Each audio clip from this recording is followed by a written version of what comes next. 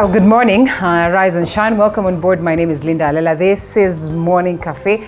It's a Wednesday already, just how time flies, you know, on the 11th day of January. It's good to have you and looking forward to greatness as we look at what the papers detail. We also get into some bit of understanding what's happening in the world of news. That is through the stories that have been compiled by my team. And then shortly we'll get to a very important conversations with the members of parliament, member of the Senate, as well as an engineer who's been instrumental in this conversation of liberation in the country. And so we just take a look at what is playing out, and we'll be looking forward to hear from you. The hashtag is Morning Cafe at Linda_Lela TV47KE as we sample some of the comments that you send us. And we have the Daily Nation, the People Daily, as well as the Standard newspaper. Those are the papers that we have this morning, and we'll be looking at some of the big stories that have been captured therein. My name is Linda Alela. Once again, karibu sana. Let's do this, taking a look at some of the developing stories as well as those ones that have just happened, and just to make sure that at least you are all enlightened and updated. And what does the Standard or the Daily Nation speak of this morning? It's about matters education, as well as just the developing story on Chiloba and a couple of others. Let's briefly look at all this. And yes, KCSE exam marking rocked by strike. That is a story that is on the front page of the Daily Nation. That is page 6 of the front page, expounded on page 6 of the Daily Nation. And it speaks of Education CS Ezekiel Machogu, who says lead a team of officials, or who led a team of officials, that is to mediate a crisis at St. Francis. St. Francis Girls in Kiambu County, where examiners boycotted work, and of course citing a poor pay despite working for long hours. And actually some of the teachers walked away in a protest. This is there, and questions linger as to what really needs to be done to make sure that we get it right in terms of the education sector. Lots of hope as to how Machogu is going to handle this amidst all the problems that sit therein on different factors within the education docket. And this, as I have said, is a story that is captured on page 6 of the Daily Nation. And of course, it's simmering grievances about the conditions at marking centers boiled, that is over St. Francis Girls High School, that is in Mangu. And of course, one of the examiners says that we just want them to pay us. We will, of course, or well keeping in mind that hard economic times are here with us. And of course, in the country, we're looking forward to just have a wake up at 4 a.m. and sleep at 10 p.m. And, you imagine such a scenario. After you've looked forward to that, you've done it, then you do not get returns. They certainly would be complaining in relation to same. And NEC yesterday announced that, of course, it had replaced the chief examiner. So we'll be getting to understand some more of this developing story, definitely being worked on with our education reporters, either Andrin Kilemi or Sharon Baranga. And still matters education on the front page, and the promises during manifesto launch. The Kenya Kwanza government or candidates made pledges to improve the sector. That is the president, Dr. William Ruto. And so Ruto's education reforms headache that has been captured on the front page. The projected cost of intervention in the education sector for the next about 5 years is about 635 billion. Down, of course, goes the payment for in-service teacher training at 2.05 billion. Bridge the current teacher shortage of 116,000 within 2 financial years, and 238.4 billion to that. 28.84 billion improve capacity of day schools to guarantee access to quality education as well as reduce their costs, and 9.5 billion to double the school feeding allocation to cater for increased number of beneficiaries. That is from a million to 4 million. That is from 2 million to 4 million, and 275 billion about establishing a national skill and funding council that amalgamates HELB, TVET, and UFB, and increase funding to bridge the current 45% gap. And lastly, 79.43 billion to provide conditional grants to counties for school feeding to raise numbers to 8 million in primary schools and ECDE centers. So experts have costed President William Ruto's administration ambitions plan to streamline and improve this education sector, hoping 635 billion, as I have said, and this again could help prove a tall order for government grappling with completing some of the priorities that are there, and also put the head of state's mantra of walking the talk to test. This, as I have said, is a story that has been captured on page 7 in relation to matters education. We certainly hope that they're able to get it right, and we're talking about a different story that is on the front page but expounded on page 3. 800 will get you DNA collection kit, not test results, and the home DNA test kit, which is actually reportedly available in pharmacies and, of course, supermarkets at around 750 and 800 shillings, has excited Kenyans on social media is actually a collection kit and something that would not give you the actual results. Dr. Ahmed Kalebi, who is a consultant pathologist based in Nairobi, explained that for the actual DNA test to be conducted, the collected sample has to be taken to a lab where the testing fee is then a minimum of about 15,000. The story captured on page 3 could have gotten a lot of men excited, because then they say a majority of them are living with children that they think they are not theirs, and therefore this would come in handy for them to know whether indeed these are their children or not. But then again, of course, we can only wait to see.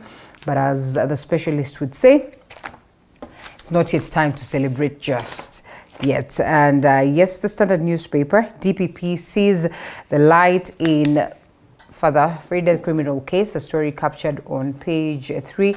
This alongside other numerous cases that are being conducted by the office of the DPP in relation to just getting answers to lots of questions that have been there. And so as this is captured on page 3 of the Standard newspaper, they speak of the DPP saying that, of course, freeze further Frida in around 153 criminal case, and of course Dr. William Charles there at St. Joseph Hospital, and Melinda says she was a signatory but did not know how the signatories were changed in around 2011 for 5 years, and 6 charges here were hanged on the priest's shoulders. And of course, this case, Ahmed Nasir Abdullahi, senior counsel, says that the case was in court because of certain powers to have the priest maliciously prosecuted, and this is a sign that such cases should not come to court if driven by other forces. And as the president had indicated earlier on in the year, his government is keen to make sure that some of these cases that really have been there for the longest of time without answers should be spearheaded, and much faster for that matter, and to make sure that at least then justice is accorded to those ones that are part and parcel of the cases, and those ones that are really instigated by other forces then should be dropped. That is a story that is there on page 3, but on the front page, or back to the front page, yes, more of the same. Nasir's 100 days with Joho cabinet. We're talking about what is playing out in Mombasa, and that is a story captured on page 21. Interesting times in relation to the question of devolution and just how some of these governors are managing. Some of them have made adjustments in terms of getting new faces on board. Others, like Nasir, have opted to work with the faces that were with their predecessors, and just to see whether then with the same they can get to have answers to the problems that bedevil their specific countries. And of course, weak shillings, a big blow to car market, and not just the car market, but generally the market across. The cases of inflation are being reported, and as a country, Kenya is just wanting to understand what the government intends to do to create a balance of this, in as much as it could be a global problem. It goes beyond that aspect of what plays out there, and just what then a country should do at the local level to address some of this menace. And CRE teachers kicked out of KCSE marking. That is a story captured on page 5, an interesting piece. Perhaps we need to just look into the details of it. Why is it that these teachers would be locked out? Examiners sacked after dispute at KCSE marking center over pay, and decision was reached to save the credibility of the exams and to stick to the timelines. And of course, teachers union officials offended the examiners and pushed for a meeting with NEC. We'll also be definitely following up on this, as I have told you, to make sure that we get more updates on this very matter. Deal that saved Wamboi's Ruto, and yes, is freedom also to speak. DPP withdraws case against Mary Wamboi, a close ally of President, who was recently appointed as the chairperson of Communications Authority of Kenya, and this is after she agreed with KRA on a payment plan. This is a story captured on page 4. And of course, 2 billion disputed tax arrears that KRA was seeking from the business woman. Totally different conversation right now. A story expounded on page 4 of the Standard newspaper. One of the key things Kenyans have questioned is just how these cases are being withdrawn. Some of them arguing that perhaps this is being done because these are allies of the current government. But again, early this year, President William Ruto says that he's got nothing, totally nothing to do with the withdrawal of these cases. This is just what then the DPP or these investigative bodies would consider necessary. I mean, knowing very well that some of the cases, or at least that's what they allege, were politically instigated during the reign of President Uhuru Kenyatta. And exposing deadbeat fathers, DNA gets cheaper. Well, interesting. Whether it will be exposing the deadbeat fathers or it will be exposing these women that perhaps tend to lie to their men is a question of wait and see. But it is not as cheap as it is, according to experts, that this process continues to be expensive. Maybe 15,000, not so much expensive as what has been there originally. Those are the key stories on the Standard newspaper. We briefly take a look at what the People Daily details this morning. And also, it's on that very story that I have touched on.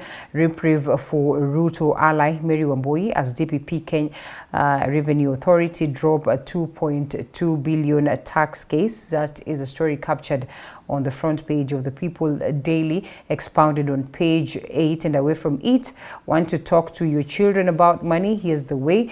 Very important that we also speak on matters finances to our young ones at this very tender age, so that they get it right from the word go. And yesterday we had a very important conversation on just how to manage our finances, and especially at this time of the year, the beginning of the year, you really want to get it right in terms of how you work on your finances. Another story on matters education, KCSE markers in pay protest, and teachers marking CRE paper kicked out after demanding higher fees and heckling CS Machogu when he went to resolve their grievances. Of course, NEC says other centers are not affected. This is a story captured on page 4. That is on the front page, expounded on page 4. Ruto gives new order on police uniforms. The president yesterday ordered that the National Police Service to provide all officers with high-quality official uniforms and under a government-funded scheme. As well, he directed that no officer should be made to buy official outfits, as has been the practice over the last few years. And it will be interesting to watch some of the adjustments as well.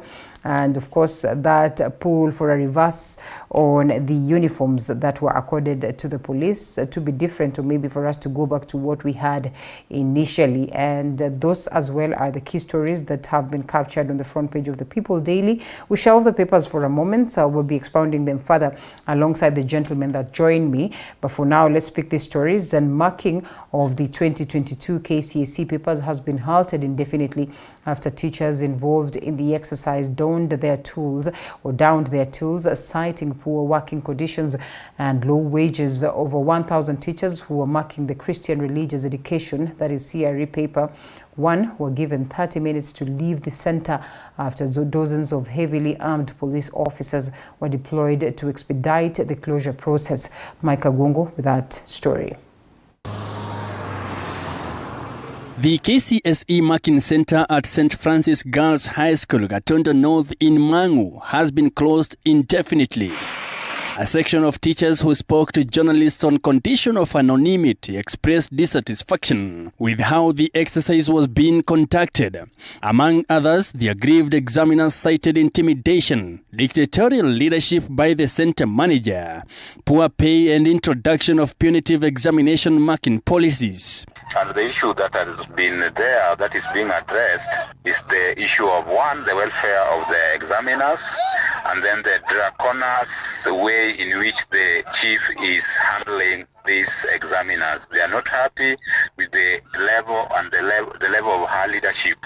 According to the tutors, the measures slowed down the process of marking, hence taking them longer than expected to finish tasks. The teachers were marking the Christian Religious Education CRE Paper 1 at the time the strike commenced. Some of the policies that have been injected into us that are not welcomed by the examiners include things like the marking criteria. There is this act which is called this thing that's called pegging. So the pegging is a situation whereby you indicate the number, the Roman number of that particular answer that you are marking. And this is something that has been slowing down the marking process. Also at the center of their protest is what they term as meager payment per script marked as compared to assessors evaluating other subjects, such as Kiswahili. According to them, CRE examiners are only taking home 55 shillings per paper marked, as compared to assessors in other subjects who are receiving 78 shillings per script marked. The markers also took issue with their bosses in the marking exercise for overworking them, saying they have been waking up at 5 a.m. and returning to bed past 10 p.m. Difficult circumstances, and the examination council is not addressing any of the issues. The teachers or the examiners live under deplorable conditions because they sleep on those small beds where students sleep. Further, the examiners declared confiscation of their phones and laptops from the marking area, a situation they say has cut their entire communication. Adamant that they will not resume operations unless their issues are addressed, the teachers vowed to continue downing their tools in what could delay the release of KCSE results. In a statement, NEC chairperson Professor Julius Nyabondi said that they sought an audience with the examiners and agreed to replace the chief examiner, and the exercise resumed. On revision of marking fee, NEC says that a marking fee is an individual contract agreed upon before the teachers report to centers to embark on the exercise. Professor Nyabondi says that the examiners willing to continue with the exercise were allowed to do so, while those who wanted leave had their wish granted, adding that they had contracted other examiners to replace them. Education Cabinet Secretary Ezekiel Mashogu had indicated that the results of the exams will be released by January 23rd, when schools are scheduled to open. The marking process, which kicked off weeks after the candidates completed the national examinations in December 2022, had been going on at St. Francis Mangu Girls High School until the strike. Mike, GOtv 47. Now, primary schools that fail to meet 60% of the government's requirements for hosting junior secondary school will not be allowed to do so when schools reopen later this month. And according to the ministry, the assessment process is ongoing, and only those schools that meet the requirements set by the government will be approved to host junior secondary education. And Rinkilemi has more on that story.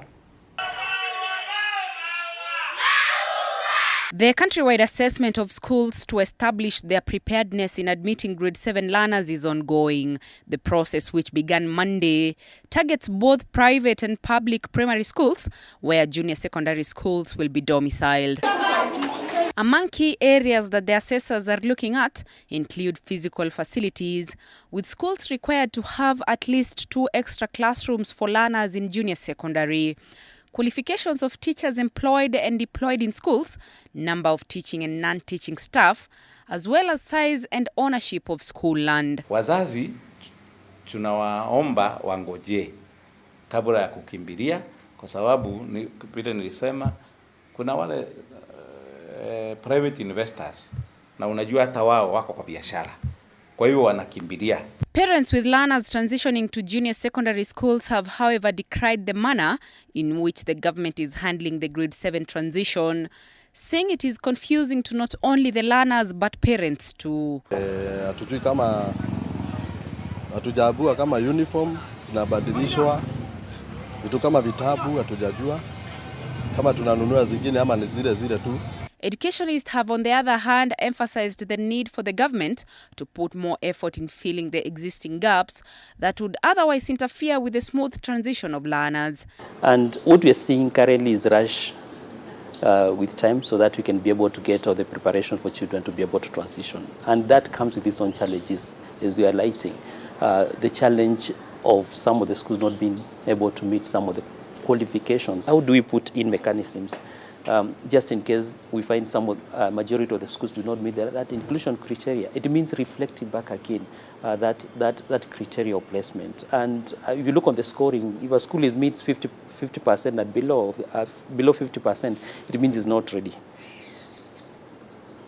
The question is, when we get majority of schools into that criteria, what happens? It's going to be a crisis. The assessment of schools will run through to the 20th of this month, with the officials expected to submit a report on this. The assessment of schools will run through to the 20th of this month, with the officials expected to submit a report of the same by the 23rd, before grade 7 learners resume learning on the 30th of this month. Andrin Akilemi, TV 47.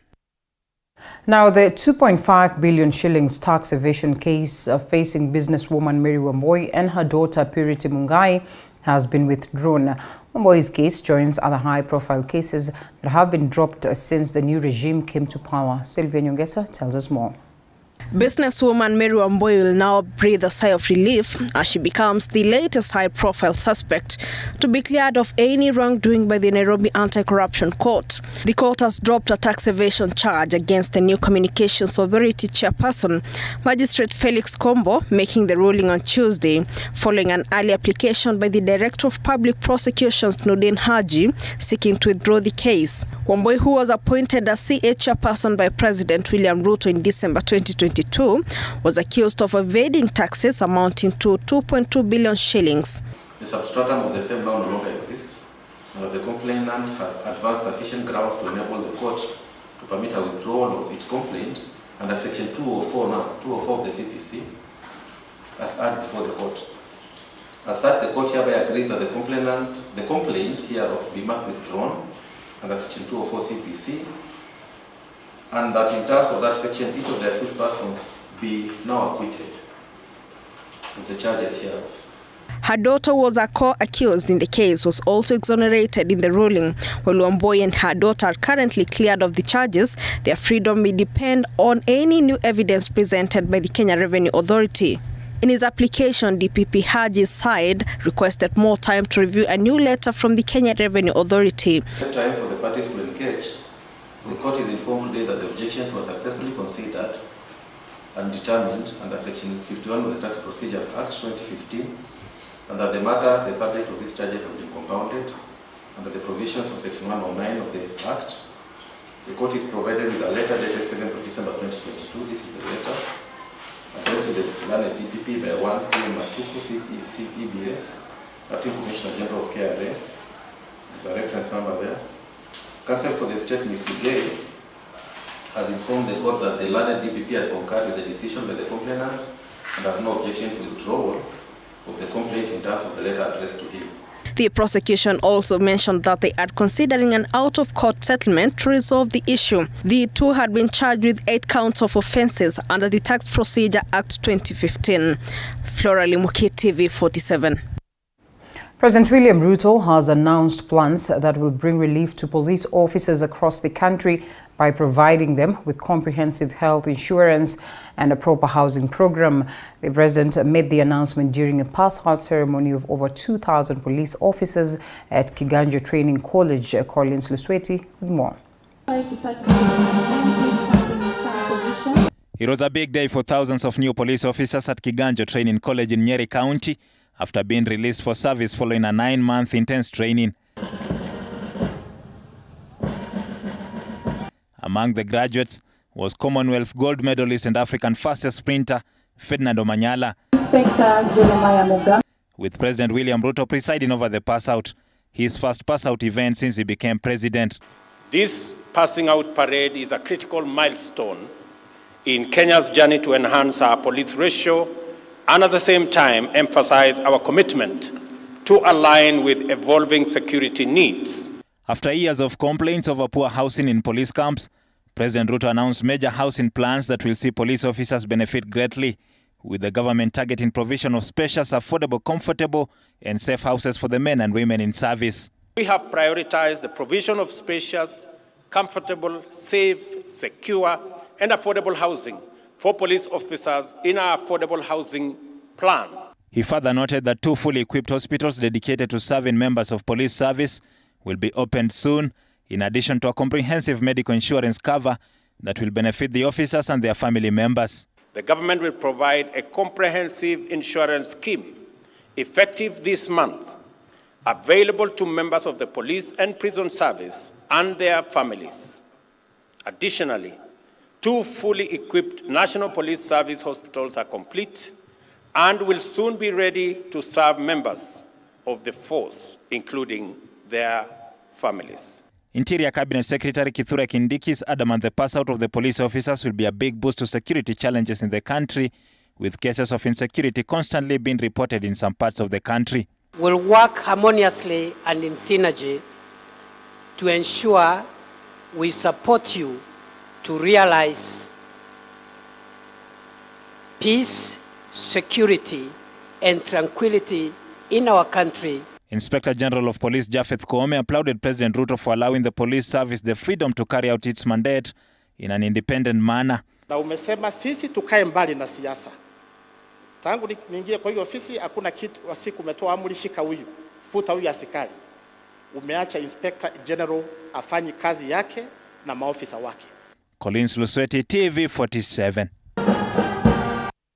And as tensions continue to simmer between Nairobi Governor Johnson Sakaja and Deputy President Rigathi Gachagua over city planning, calls are growing for both leaders to involve the residents of Nairobi in the decision-making process. This move is seen as crucial in avoiding conflicts and ensuring that the needs and concerns of the residents are taken into account.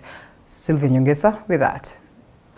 Diverse opinions have been raised regarding the directives by Governor Johnson Sakaja to relocate long-distance public service vehicles from the central business district to the Green Park terminus and to shut down entertainment joints in residential areas. Both the governor and deputy president vehemently defending their positions. Mnamheshimu, yeye ni mzee kwangu, tena kisiasa, is at a higher position in terms of the party. Labda kuna mahali tu, na mimi siwezi ongea zaidi juu ya mdosi wangu, labda kuna mahali tu labda hatukusikizana ama kuna mambo yako yanaenda mzuri. The situation has fueled confusion among residents of Nairobi over whose directive to follow. Long-distance PSV operators have faulted the directive, citing losses, inconveniences to their customers and insufficient facilities at the Green Park terminus. Distance, hatuweki jamu yoyote. Wale watu wanaweka jam town, those are town services. Sisi kama tuko kwa stage, si unaona gari yangu iko kwa stage, ikitoka hapa kama imejaa inaenda moja kwa moja mpaka Kakame. Hii gari inaweka wapi jam? Green Park usiku, labda umepatiwa mtoto kama parcel kutoka Kakamega, huyo mtoto utamwacha Green Park, mzazi wake atatoka huko mpaka Green Park, security hakuna. At Green Park hata iwezi. Hapo mahali ni padogo. Then facilities hakuna, no offices. Naona? Hakuna peteka client wetu akishuka. However, a section of Nairobi residents have lauded the move, terming it as necessary to ensure order and dignity in the capital. Nairobi is a capital city of Kenya. So pia lazima ikuwe pia na hiyo respect, lazima pia tuangalie. Mtu asitoke maybe ametoka alikotoka akikuja Nairobi anashangaa kila mahali ni matatu, kila mahali ni magari, makelele hapa na pale.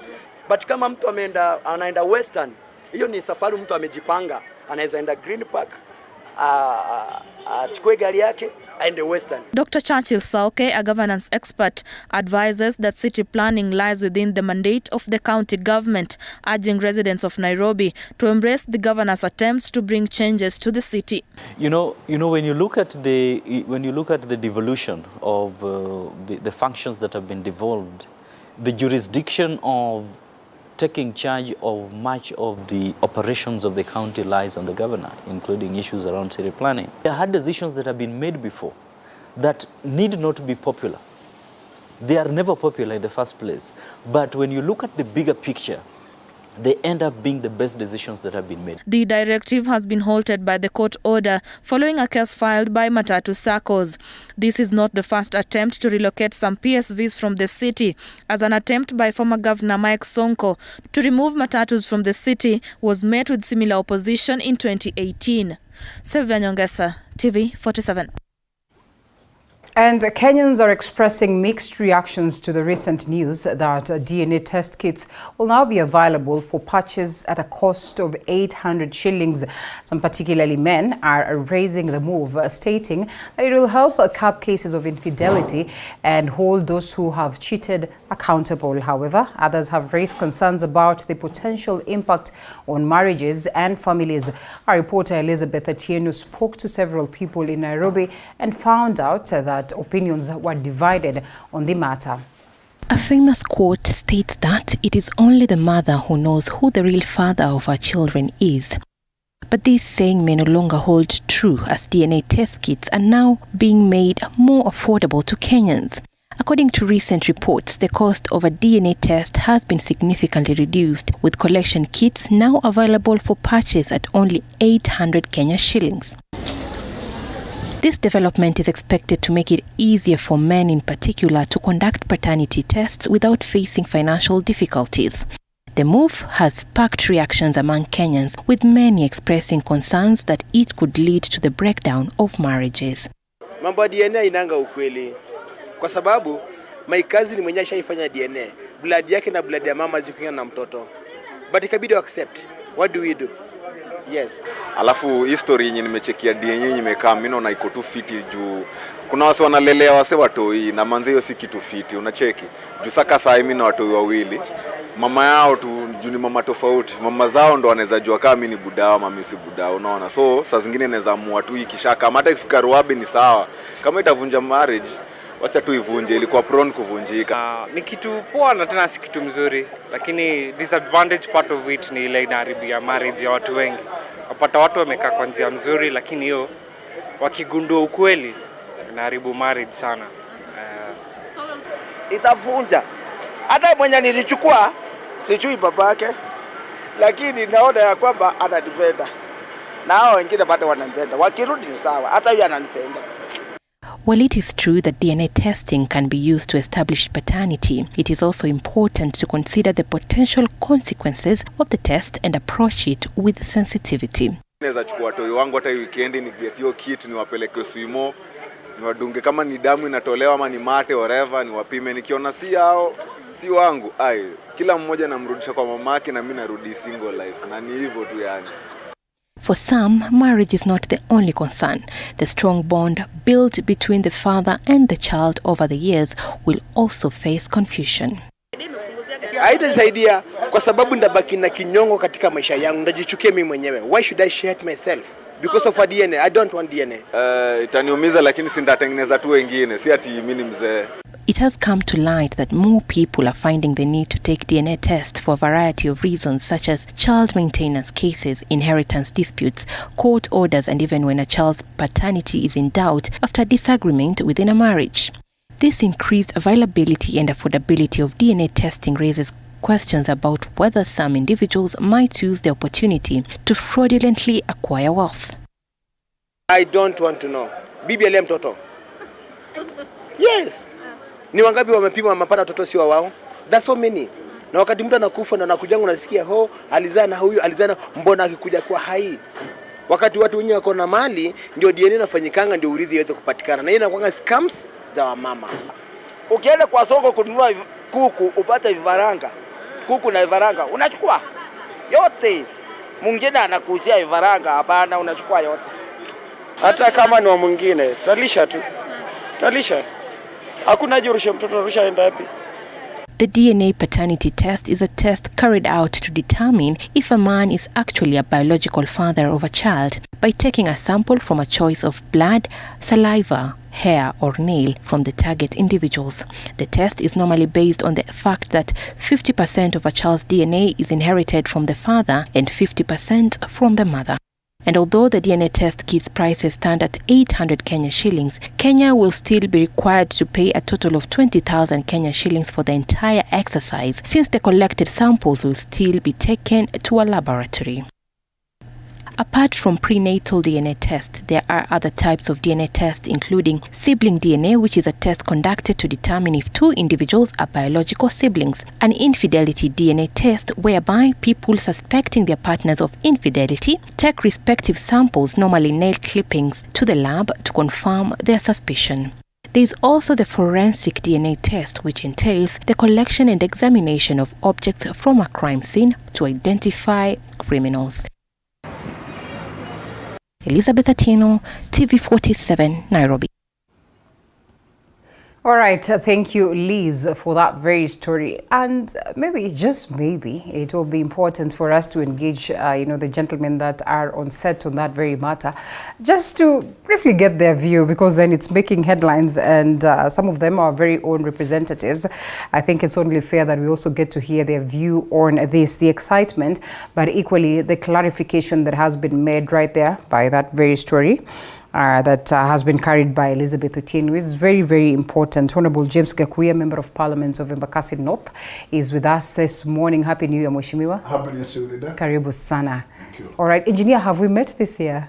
Yes, we have. We have met this year? Oh, no. No, we haven't. It feels like we have met. I don't know why it feels like I think it's because the last time. Late in the year, last year, yes. Right? Yes, Engineer Alex Mwathi, karibu sana. Thank you. Thank you so much for creating time to be with us. Thank you. It's an honor and a privilege to be here this morning. Asante sana. And for the very first time, Honorable Wahome Wamatinga, Senator of Nyeri County, it's good to have you. Thank you very much. I'm honored to be here. Karibu. And I would want to take this opportunity to wish all Kenyans Happy New Year. Indeed, Karibu sana, and we are delighted and happy to have you. One of us tells me, that is our senator. I said, okay, that's good. Let's see how well he gets to represent you away from the House and on this very space where we have to articulate matters that concern the people of Kenya. And so that very story, that is quite interesting.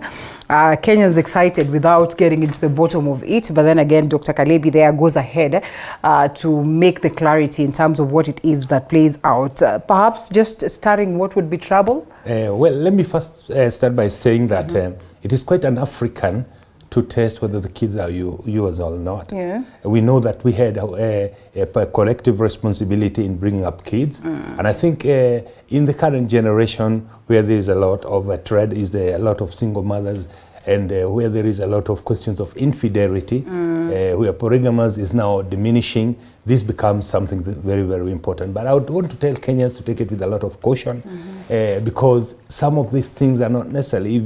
If it's working, why should you fix it? Right. If you living in a relationship, in a family that's functioning, I'll tell them, please don't attempt. Just ignore, do not question. Yes. And Engineer, what disappoints me is that nowadays when you're having a conversation with a man, even that one that claims to love you so much, they will tell you right to your face that once we get a baby, I have to conduct a DNA test for my, just to confirm whether this baby is mine, whether they look so much like me or not. And at this point as a woman, you're feeling, just what is this? What is this man trying to tell me? That they have trusted me to a level of being with me, but they cannot trust that when I sire, then this child is theirs. Linda, for me, I've watched this debate in the last 1 week, yes. and this is typical of us Kenyans. We always look for something to talk about. DNA tests have been there since time immemorial. Yes. The costs were still basically the same because the kit, according to the experts, is really a sample collection kit. You still pay the same amount of money you do for the testing. And people do DNA tests for different reasons, where there is an issue of paternity in terms of upkeep of the children after people have separated or somebody claiming to have. And I think we're just looking for something to talk about. I don't know whether you know what is trending in Kenya in Twitter. Somebody 3 days ago wrote that when you're 25 years old, you should not be in your father's house. Have you seen that?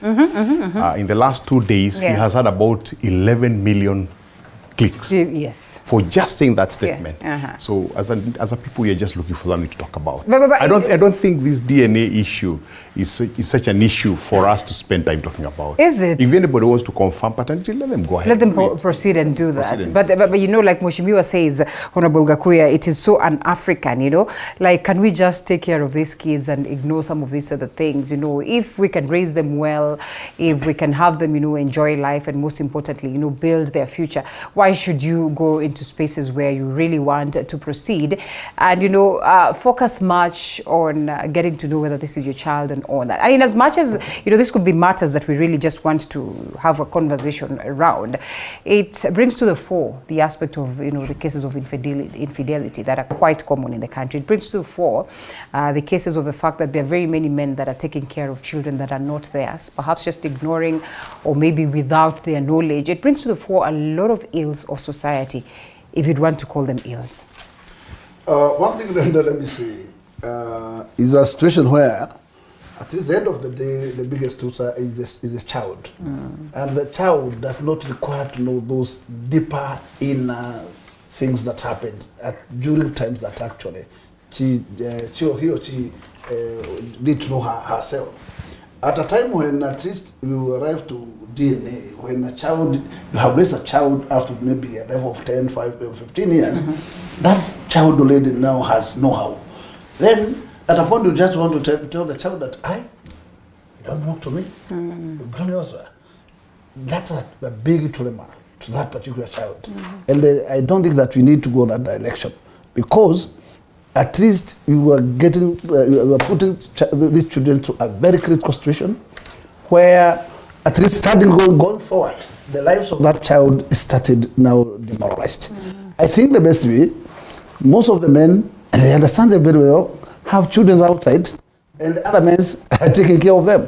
Other women are taking care of them. So I think the best thing, if you think that you have a query for a child, right at the birth of the child, do those DNA at that point. Don't do any DNA when a child is already raised up. Because that will demoralize the future life of that child. All right, fair enough. And we drop that one, engineer. We take a look at some of the stories that are making headlines. Two of them that are very, very important before we get to the Nairobi debate, which I think I want us to largely focus on. If you have been following news, you must have seen the senator, you know, articulating some bit of 2-3 things about that matter. So before we get to that, you know, education sits in the docket of members of parliament somehow, in terms of them to just get to be involved in streamlining activities of matters education in different counties. But even before it gets to that space, there's a lot of hula baloo in relation to this, even with the presidential special party, you know, that is meant to look into, you know, just how we are adapting to the competency-based curriculum. As late as yesterday, and I mean, as today you look at the papers, you find that there are some key stories that are captured there in relation to education. First of all, even the marking of the examinations is becoming actually a problem, that some of these teachers are not getting the amounts of money that they're supposed to be accorded in terms of allowances, and that we have to halt the process of marking KCAC just because of some of these matters. Even worse is that we still are not getting it clear and right in terms of education. Do you suppose, as to that story, Daily Nation, that the Kenya Kwanza government is indeed promising in terms of streamlining this sector? A nation will progress or not progress depending on the education system that they pick and what that education system does to the young in that nation. And we've had a situation where everybody agrees, not only in Kenya, worldwide, that Kenya is a country with a very educated people, that our main resource as a country. If you go to Congo, it's gold. If you go to South Africa, it's diamonds. If you come to Kenya, it's a manpower. Meaning that there has been a lot of effort that has been put in place from the beginning to make sure that people get educated. If you remember, there were 5 items that we started with at the point of independence: hunger, health, education, land, whatever it is, the other 3. And it's only education that we have actually succeeded in ensuring that the literacy rate have really grown. As a nation now turns to the next level, obviously there are changes that needs to be done so that the education becomes more relevant to the times that we are going into.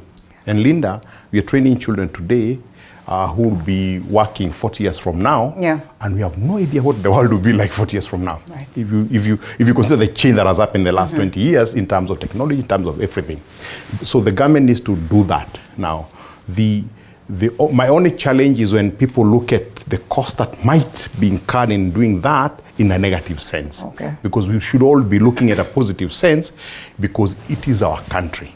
I remember when the president was having a debate with the journalist, one of journalists kept saying, your country, your country. And the president have to remind him, no, yes. It is our country. Yeah. And I wish that we could all hold back and say, it is going to cost us 335. And the question we should be asking, are we having in place systems to be able to get 635 billion shillings as proposed in the next 5 years? Okay. If you ask me, that money is available. We can do the necessary changes for the future of this country. Right. A government that looks at the future, and a good example is China, they always plan 50 years ahead.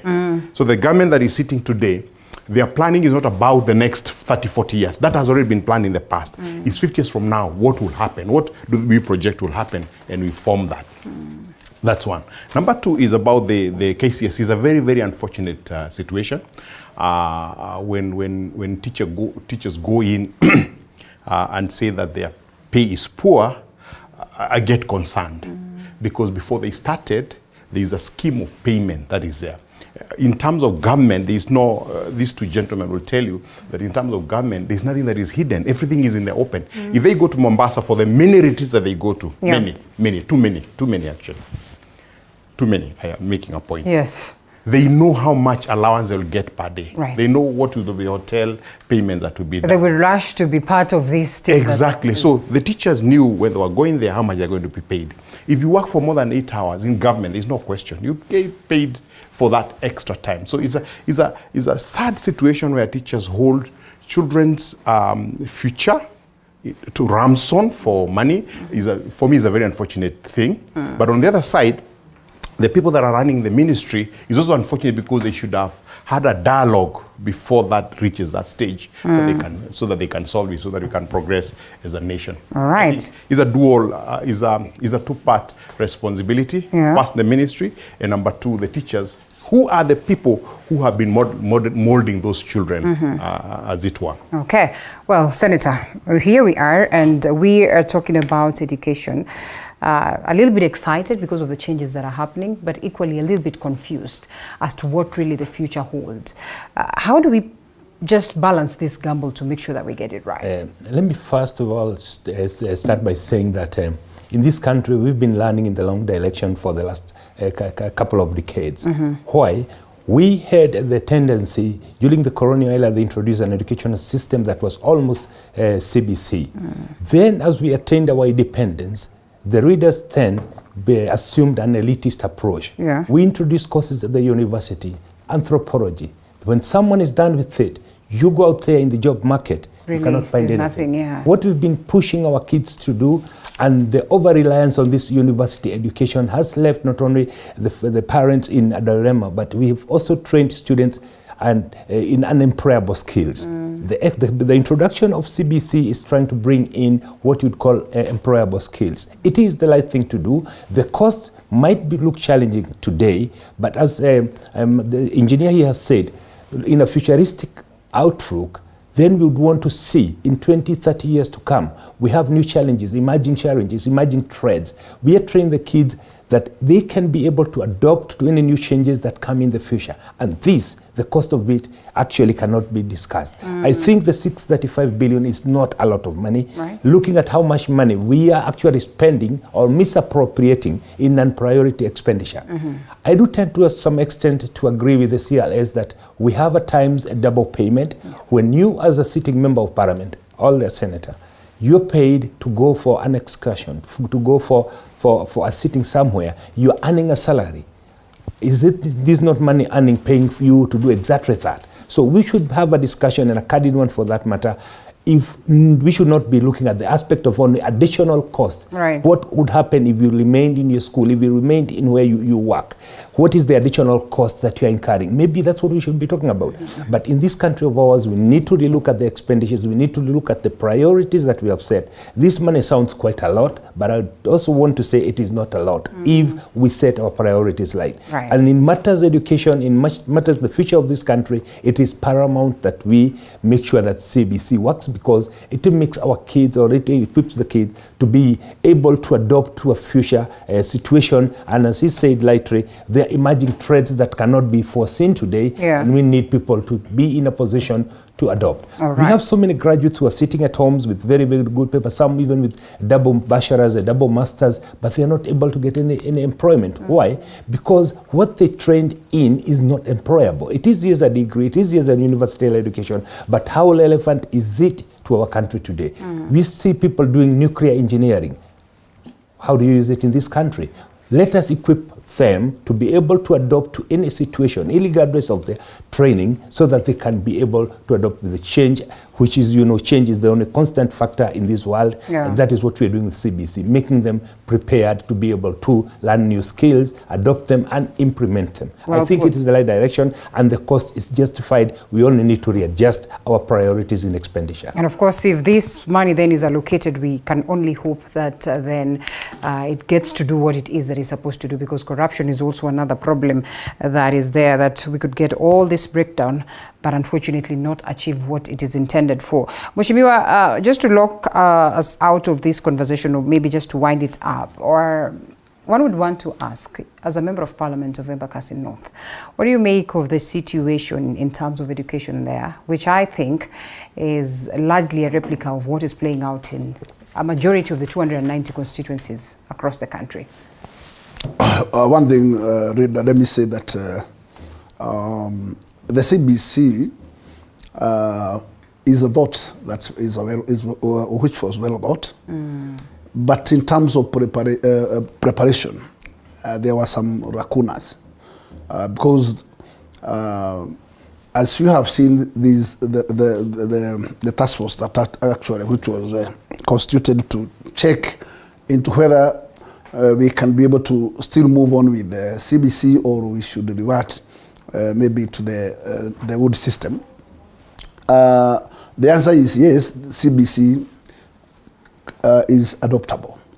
But you realize that, in fact, in terms of infrastructure, even what the former minister did in our schools for preparation to adopt the what we call a junior secondary school was something which was done haphazardly. It was not something that was done in a manner that the ministry was well prepared to adopt the system. One thing is that, in fact, even currently, as now it is very clear that the junior secondary is domiciled, it's going to be served in primary school. Still, there is a big lacuna, because we realize that actually the infrastructure that is required is not there. And not many primary schools that will pass this test of at least taking care of taking new students of this particular junior secondary, depending, one the recommendations are there has to be a laboratory, and there has to be at least an extra 2 classrooms. And I believe that not many schools that will be able to pass that test. So the biggest question is, where else are they going to be taken if they are not going to be adopted in those particular facilities that are available? I'm still finding a situation where students will still be locked out. And I think the ministry should think out of the box. Because if it is anything to do with now preparing for these laboratories, it is not something that you can be able to put in the press in the next 1 month, because even though you want to build such a laboratory, it also requires some time for curing and so on. Though you cannot just do it without concern that actually you require also time for such a process of such a facility to take its space in terms of curing and so on, even budgeting. Therefore, this first year, it seems that you will be having some teething, but I can tell you that it's only this time. But coming to the next the next in-laws of this student, I think they will find something already in place, and the infrastructures, the facilities will be all set, but nothing which comes just from a simple operator. At least there are some strains first. And I think that, in fact, what we need to do is to make sure that at least no single student which will be left out, a student which has at least gained himself a room to be in a junior secondary school. What we must do is to make sure that, in fact, we find all our mechanism to make sure that students are not locked out. We have to share the facilities that are available, whether they are available within the neighboring schools, or whether the students can be able to be put to other schools allowed. But there has to be a way to make sure that students are not going to suffer in this particular time of their enrollment. So that is the only area I am finding some teething points. But the rest, because in terms of budgeting, the ministry should also make sure that actually the budgets are in place and in good time, and making sure that, in fact, anything that is in line to do with CBC is well set. Because at the end of the day, the sufferer is the student. It's not even anybody else. Because you are wasting time for that particular student, and that student have a timeline. One has his own program of, maybe I want to spend my time in this at this particular time, and I want them to graduate from this point to another at this time. But when you at least delay that particular student for a year, then you started demoralizing that particular children. So I think let us adopt the system, because already we are with it, and move on. Because there is no point of saying anything else. Right. The Saudi has, the Kenyan has spoken, and they have decided the CBC is there to stay. So let us move on and make sure that actually we move on without leaving any single student out. All right, and of course, for us to get it right. Before we take a quick short break, Engineer, I know it's my country, and I don't know whether it will be in order for me to say their governments and ask them, and sometimes just direct the questions to them. The cases that are being withdrawn, and I think this also we asked at some point in time, the rate at which this is happening, Kenyans will question. And perhaps I'd want to ask them, their government, you're sure that your government has got nothing to do with the withdrawal of some of these cases that we witnessed today, Mheshimiwa? Let me kick it off by saying that I was a victim. I was the accused number 2 in Rigathi Gachagwa's case. Yes. Having been his CDF chairman for 5 years, having been his business partner for the last 17 years, I can tell you, if there was anything that we had committed, and the desire and the drive at which the government then was trying to fix us, we could not have stayed for 4 years. Why would they want to fix you? Simply because we actually pronounced ourselves to be supporters of Hustler. I was the first person in the record, after the handshake, to tell the president, that is the long move. And I told him, Mr. President, sir, you have been here the last 10 years preaching against this Raila Odinga. Now you've decided to go into a handshake without consulting, without telling people why you've decided to take that move. And I told him, Mr. President, sir, in this case, you are naked. And I said, you do not, in our tradition, you do not tell the king when he's naked. But I told him, Mr. President, sir, you are dancing naked. I was fired from the job that I had. Yes. My accounts were frozen.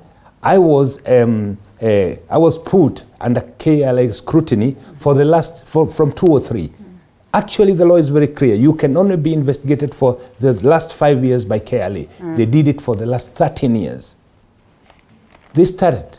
Anybody we've ever transacted with, my wife, my daughter, my nephews, anybody who I had ever transferred money to was called to DCI. Okay. It was very, very traumatizing.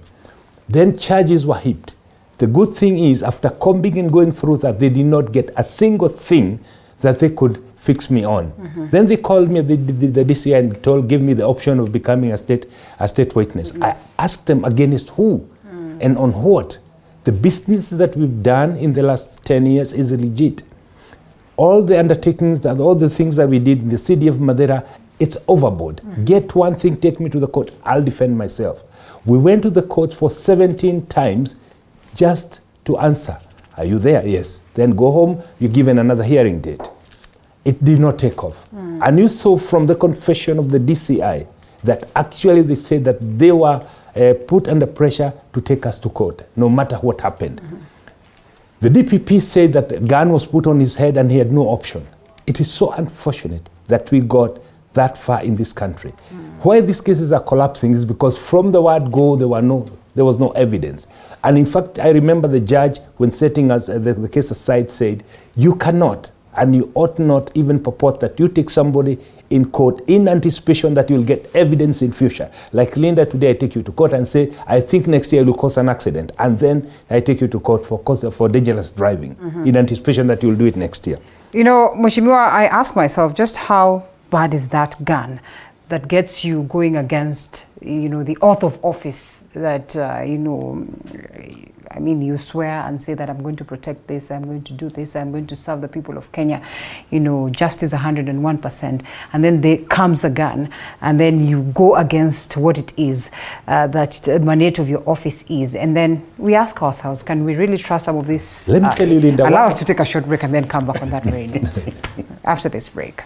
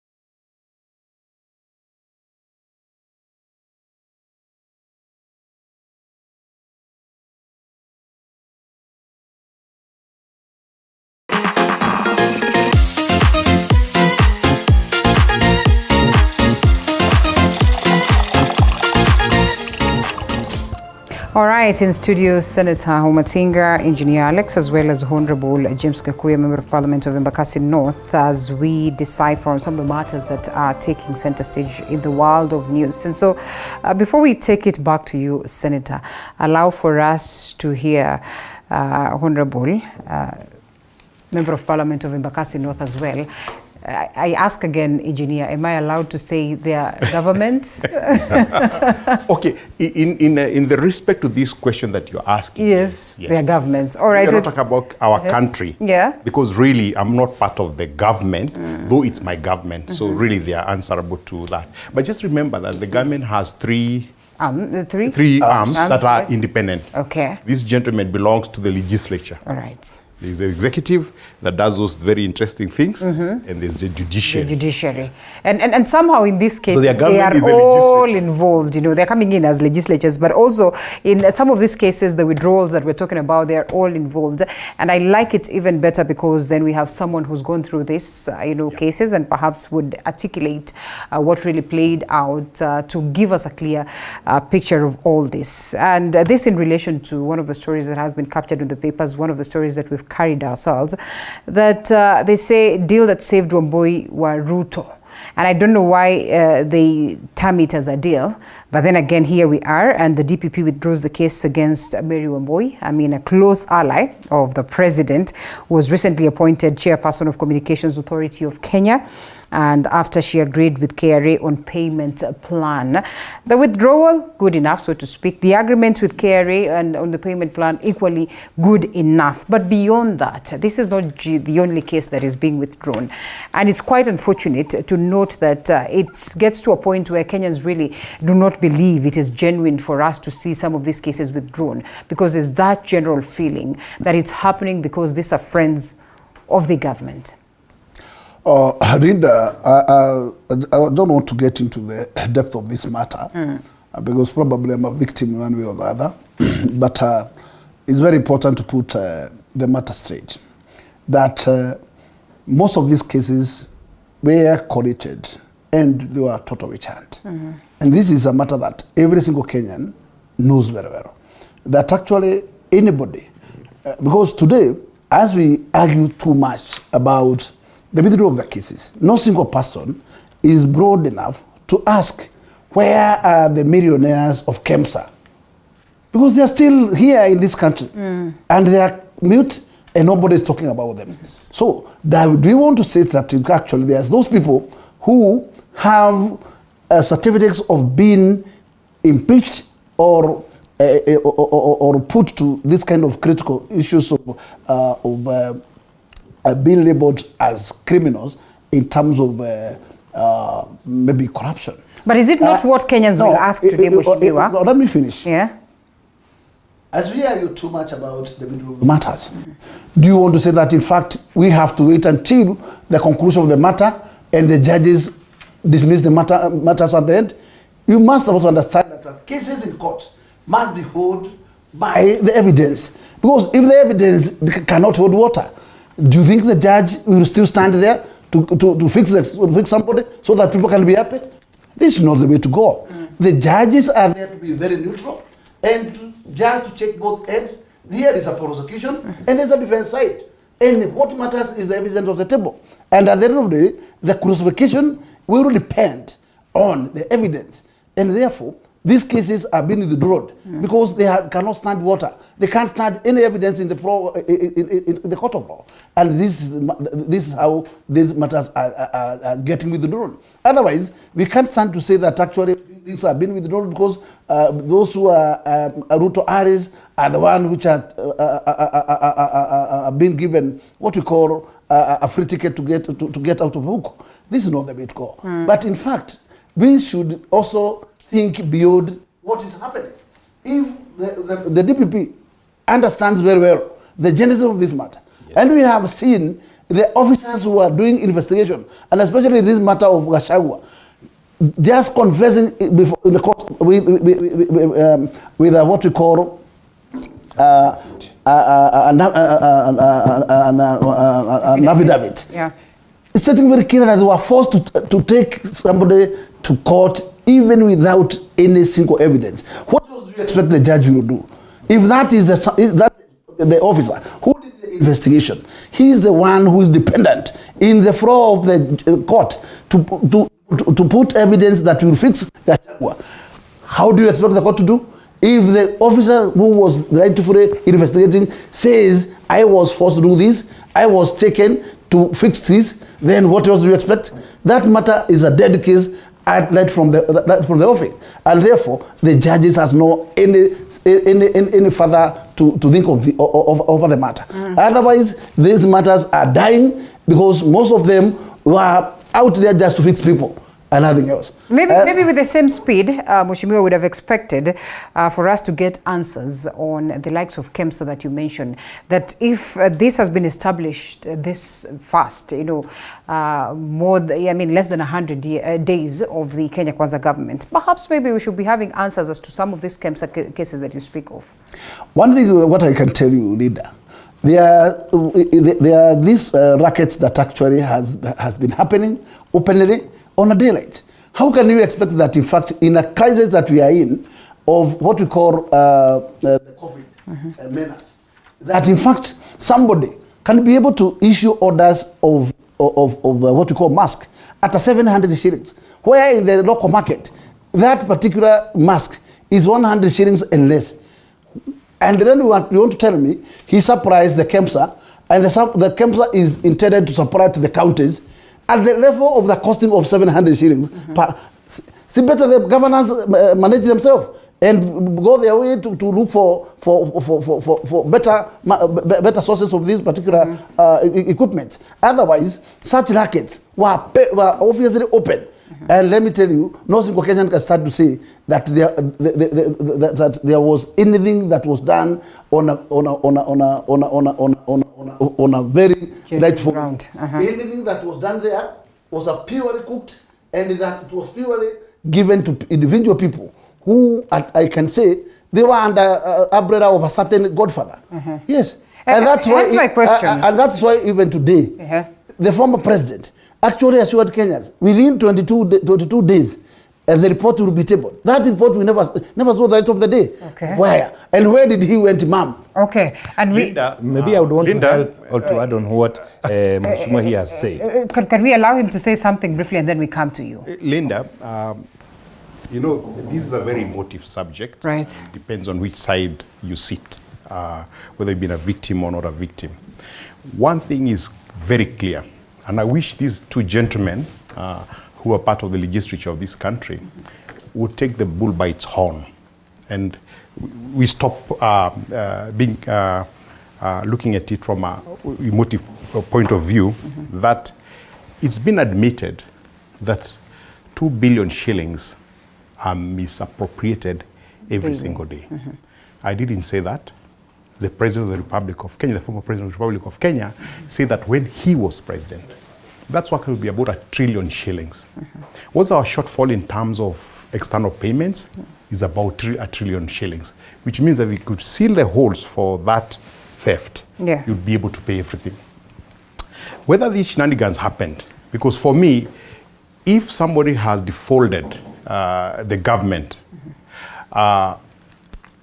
until you get the proper evidence for you to take him to court, going to his house at 3, 4 a.m. in the morning is just drama. You're causing drama to hide the rest of the theft.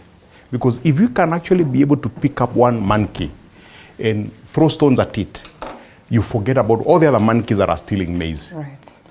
So for me, the bigger issue would be, what are we doing as a legislature to ensure that the 2 billion shillings stolen every day is not stolen?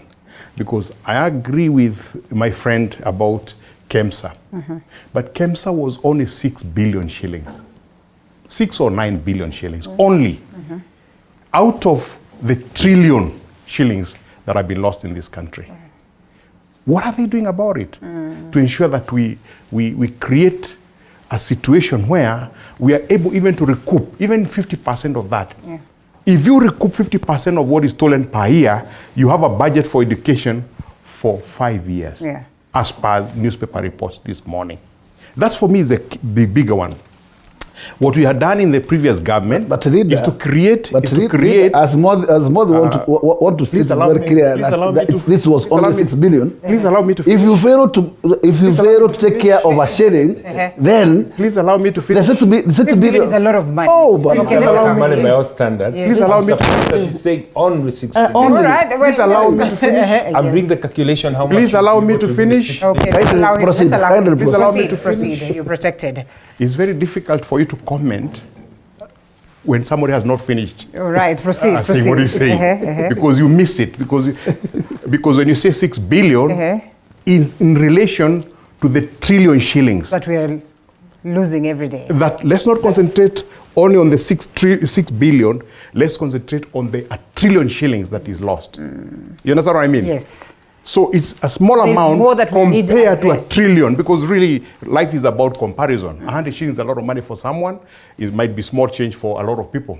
But in relation to the total money that is lost, 6 billion is not money that we should be concentrating more on the 1 trillion shillings that is lost every single year in this country. If we are able to do that. So what I was saying is that what the previous government had done is to create areas of so-called corruption and made a lot of noise about them, created drama, so that the rest can be forgotten. So if somebody like Wamboi, and you've mentioned her, is supposed to be questioned by KRA. We know KRA has ways of collecting their money. They send you demand notes. After they send you demand notes, then they send what you call this letter they send to the bank, so that they freeze all your accounts. So this drama of chasing somebody all over town was a nonsensical thing for them to do. Waking up people at 4 a.m. in the morning is a very sad situation, because I heard that Mheshimiwa Gachagua actually was stripped naked in front of his children. You can't do that. He's not a murderer. Humphrey is a businessman. You close all his businesses in following up the taxes. While he pays 10 million shillings every month of taxes, while you can run that business, you can, the other methods of doing it, receivership, whatever way that you do that, so that the business continues, so they continue employing the Kenyans, but you get your money back. All this drama was to cover up the 1 trillion shillings that is lost. What we are doing even today, if we go the direction we are going to do the same thing. You're going to talk about the squirrels, well, the rest is going free. And I still come back to my question, Mheshimiwa, even as you respond to what it is that the two gentlemen have alluded to. I mean, just how bad is the gun that today we have the same officer that was there then and had the gun put on their head, and they had to compromise on what it is that they're supposed to do simply because there was a gun. And now that today we have to trust that very same officer that when a gun comes to their head, they're going to do different? Let me start by telling you this, Linda. You know, the president did issue an executive order where he defined the laws and the functions, giving a clear-cut line, what is your mandate, indicating what your deliverables and setting milestones. Why we have corruption in this country is because we've given people responsibility without giving them deliverables and setting milestones that should be delivered within given times period to which you'll explain. That is the first step to ensure that this weaponization of State Department is going to cease. Secondly, we know that our government, the Kenya Kwanza government, has pronounced itself that never again shall we as a country go back where we were, where people are persecuted because of their political stand. That political intolerance, and Kibaki opened a lot of democratic space. Kenyans used it to express their political will. The coming of the last government, and after the introduction of the handshake, we saw all the state departments being weaponized. We as a country, and I think it's good that we have now the political goodwill. The president in himself has pronounced that we will never get there. He has been a victim. And why he was so elaborate in defining the roles of the deputy president and the chief minister is because he's been a victim, and he knows how painful it is to wake up in the morning only to get frustrated because you do not know what should be on your desk. And this, as much as it's raising a lot of debate whether it's a power supremacy, I think it is the light and the first clear indication that the president is committed to seeing deliverables and of the services to the Kenyan people. You've asked a very good question. What are we doing as a legislature to ensure that this will never happen? I can tell you I share the Energy Committee. One of the things that we've seen with the IPPs, the independent power producers, is that they were given a very, very huge leeway that they could do and take and do anything when signing the contracts. And one of the things that we are doing is we are bringing them on the floor of the House, and we are saying these contracts were signed illegally, they were in bad taste, and they must be renegotiated. The other thing that we are talking about, we're saying is, let us have a position whereby we can stand, and that's why the president is saying, let's create an office of opposition, officially. Why? It must not be a state of the winner takes it all. We need to have strong counterbalances, counterchecks. Whenever the government is doing something, we need to have a good opposition that can question, why are you doing this? There are some people who are questioning that very aspect, that the Constitution today speaks of a majority and a minority. Yes. That if we have legislatures that are, up to the task, that understand their roles, then the president should not be talking of, an opposition, that this majority and this minority should be the people who are oversighting government to a point where then we get answers. So why should we go that direction of getting an individual that is supposed to oversight the government, yet we have members of parliament who are supposed to represent us oversight on government and the activities that are supposed to be done, and most importantly, legislate. Linda, let me tell you, the problem we have with this country is that we never read our history, we never learned from the contemporary history. We saw the coming of the handshake. It was an attempt to bring in that very, the minority and the majority. We saw people losing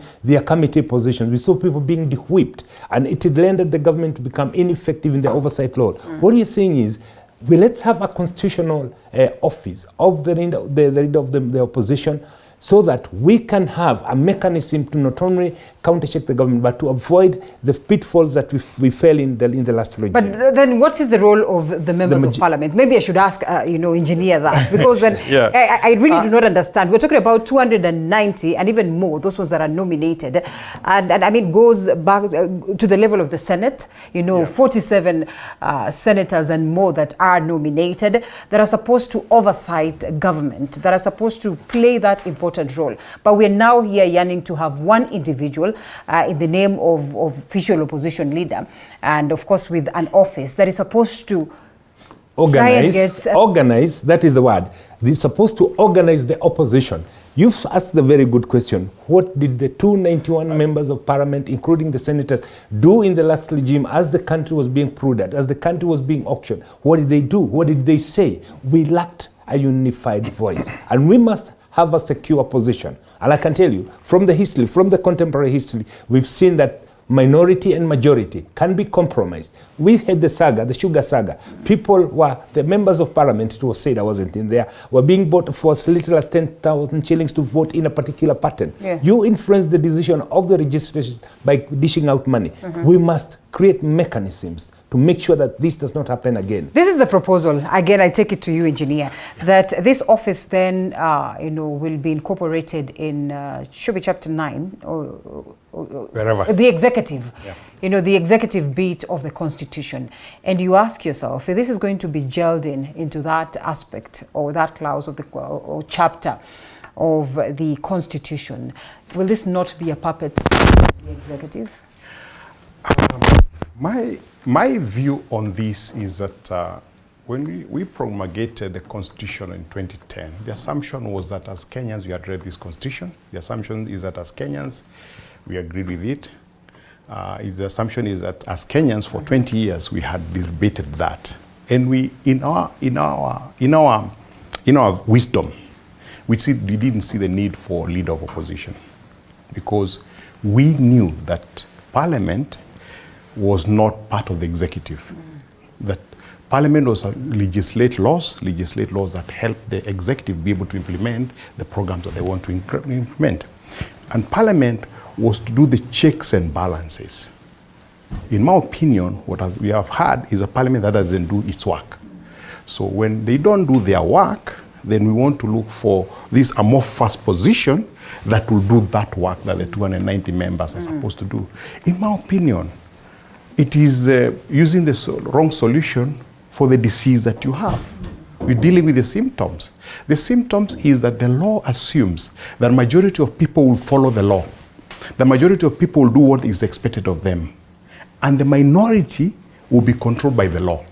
So that a few people steal and they're taken to court and jailed.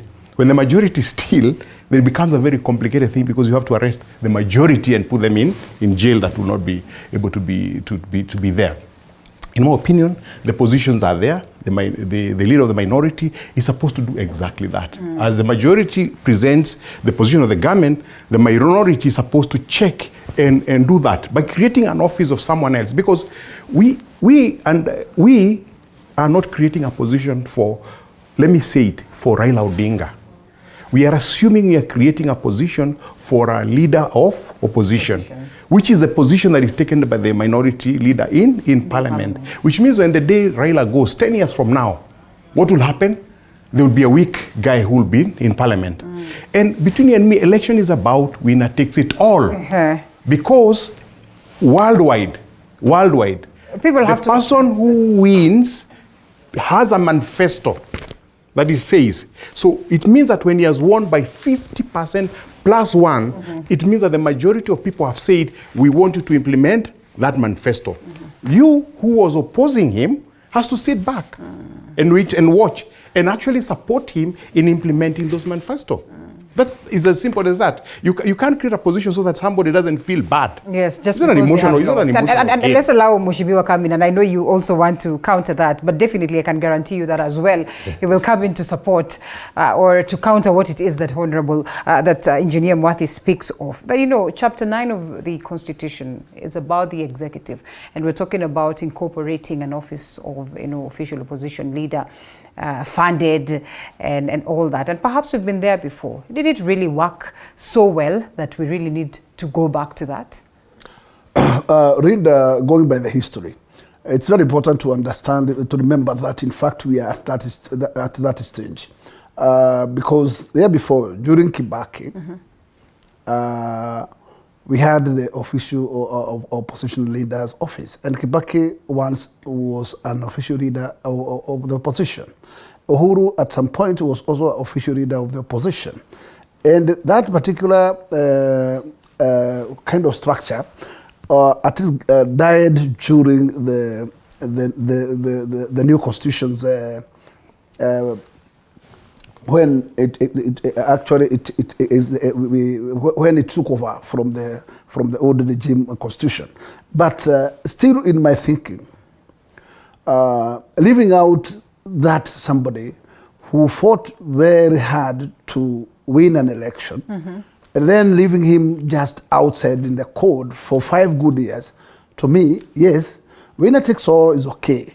But what I am overseeing is that in fact there was a lacuna somewhere where then his position is automatically taken by the minority leader in the House, but leaving the main person in the cold. How main? Because this is a multi-party state, to me, and Wajakoya was there, and Mwaure was there, put up the fight like any other, perhaps did not enjoy the same numbers with the Right Honorable Raila Odinga. Is it not leaving them outside again? Yeah. No, one thing let's agree on something.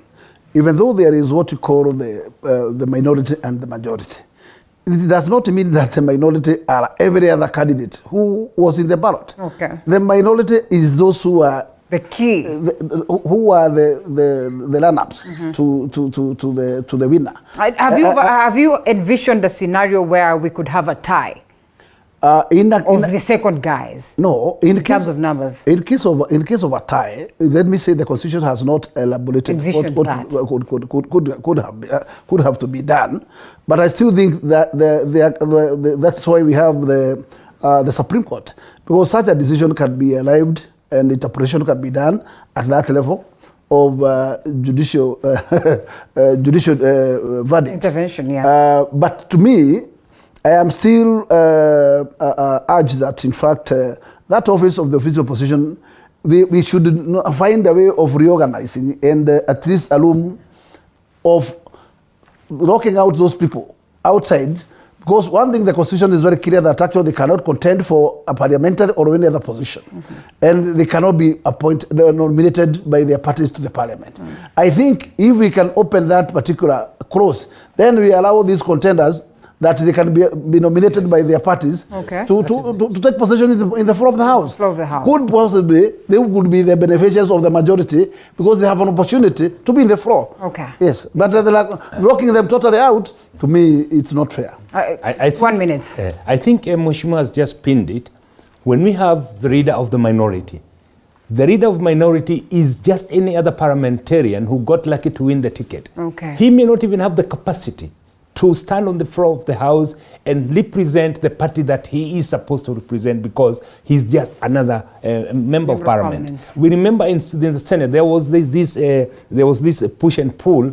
Who is supposed to be the leader of the minority from the opposition? Why they felt that whoever was given does not even have the mandate, even the command of the political scenario and the platform to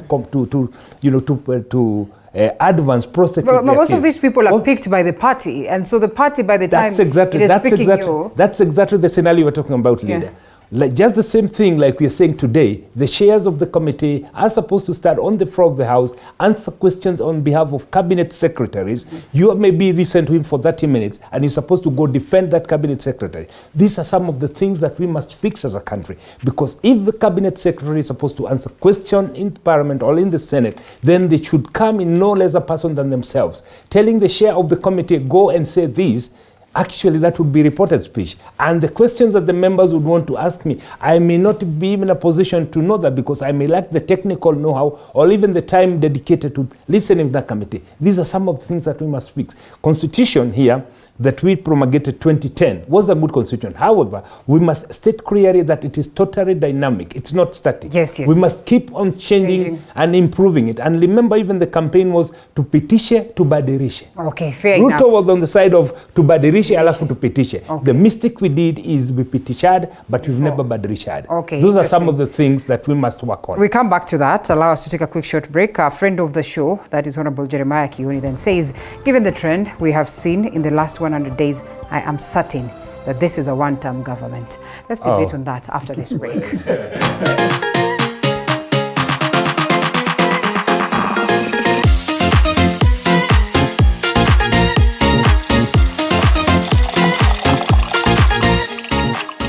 You are watching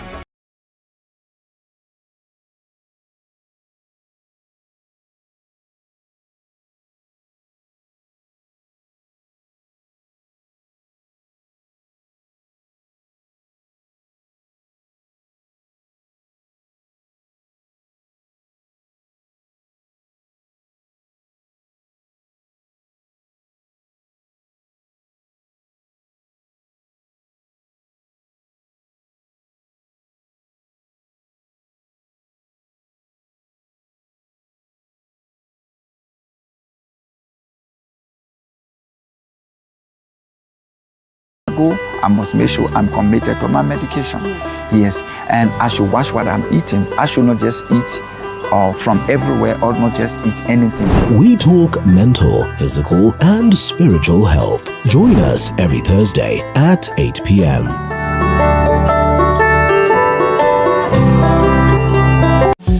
Hey!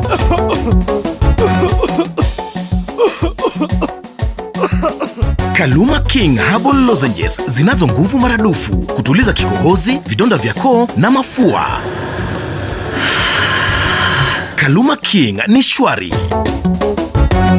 Tika mama huyo muharifu kaiba kuku zangu, vifaranga wangu na mayai zote pia kabeba. Haya, tika mama huyo. Maumivu yakizidi, muone daktari.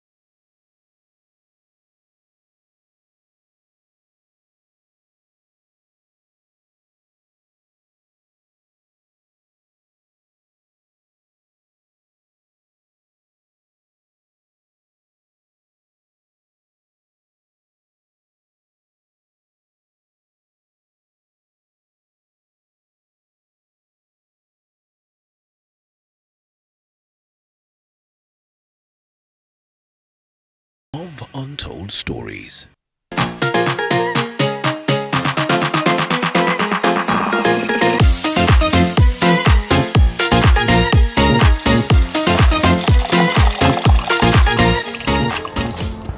Honorable James Gakuya, Member of Parliament of Embakasi North, is with us this morning. Honorable Wahome Wamatinga, Senator Nyeri County, as well as Engineer Alex Mwadhi, who's a governance expert.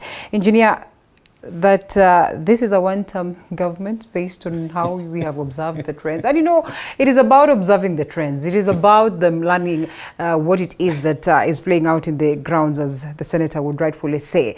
And you know, you just start gauging yourself as early as now. two things, just if I may comment on that. You know, I just want to re-emphasize that Kenyans are wise people, and they sat for 20 years and decided to form a constitution that promulgated on 2010. One of the items that we threw out was a position of a leader opposition that was there in the previous dispensation, because it didn't serve us in any way for almost 20 years of the so-called multi-party government. And that's why we said we don't want it. And we formed a constitution that has given us what it has given us. If you lose, you can go back to your businesses, you can go back to doing your projects, and it is fine in preparation for 2027. You've had Kalonzo Musyoka, Raila Odinga have already said they're already doing the campaign for 2027. They have 5 years to do that, and it is good for them to do that when they're outside the government, because they are not elected.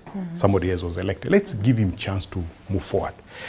Coming to this issue of that comment, first of all, it's made by someone who has been making very interesting statements in the recent past. Okay. As soon as he lost, he said that it would take many years for us to learn how Ruto came to Central Kenya and swept the votes. That to an extent that even my polling station, I lost. Talking about trends, I'm not a member of government, neither legislature, neither executive, nor judiciary. I'm not part of the government. I'm a citizen of Kenya who desires that this country moves forward, who feels a lot of pain that 60 years after independence, they're still begging for food.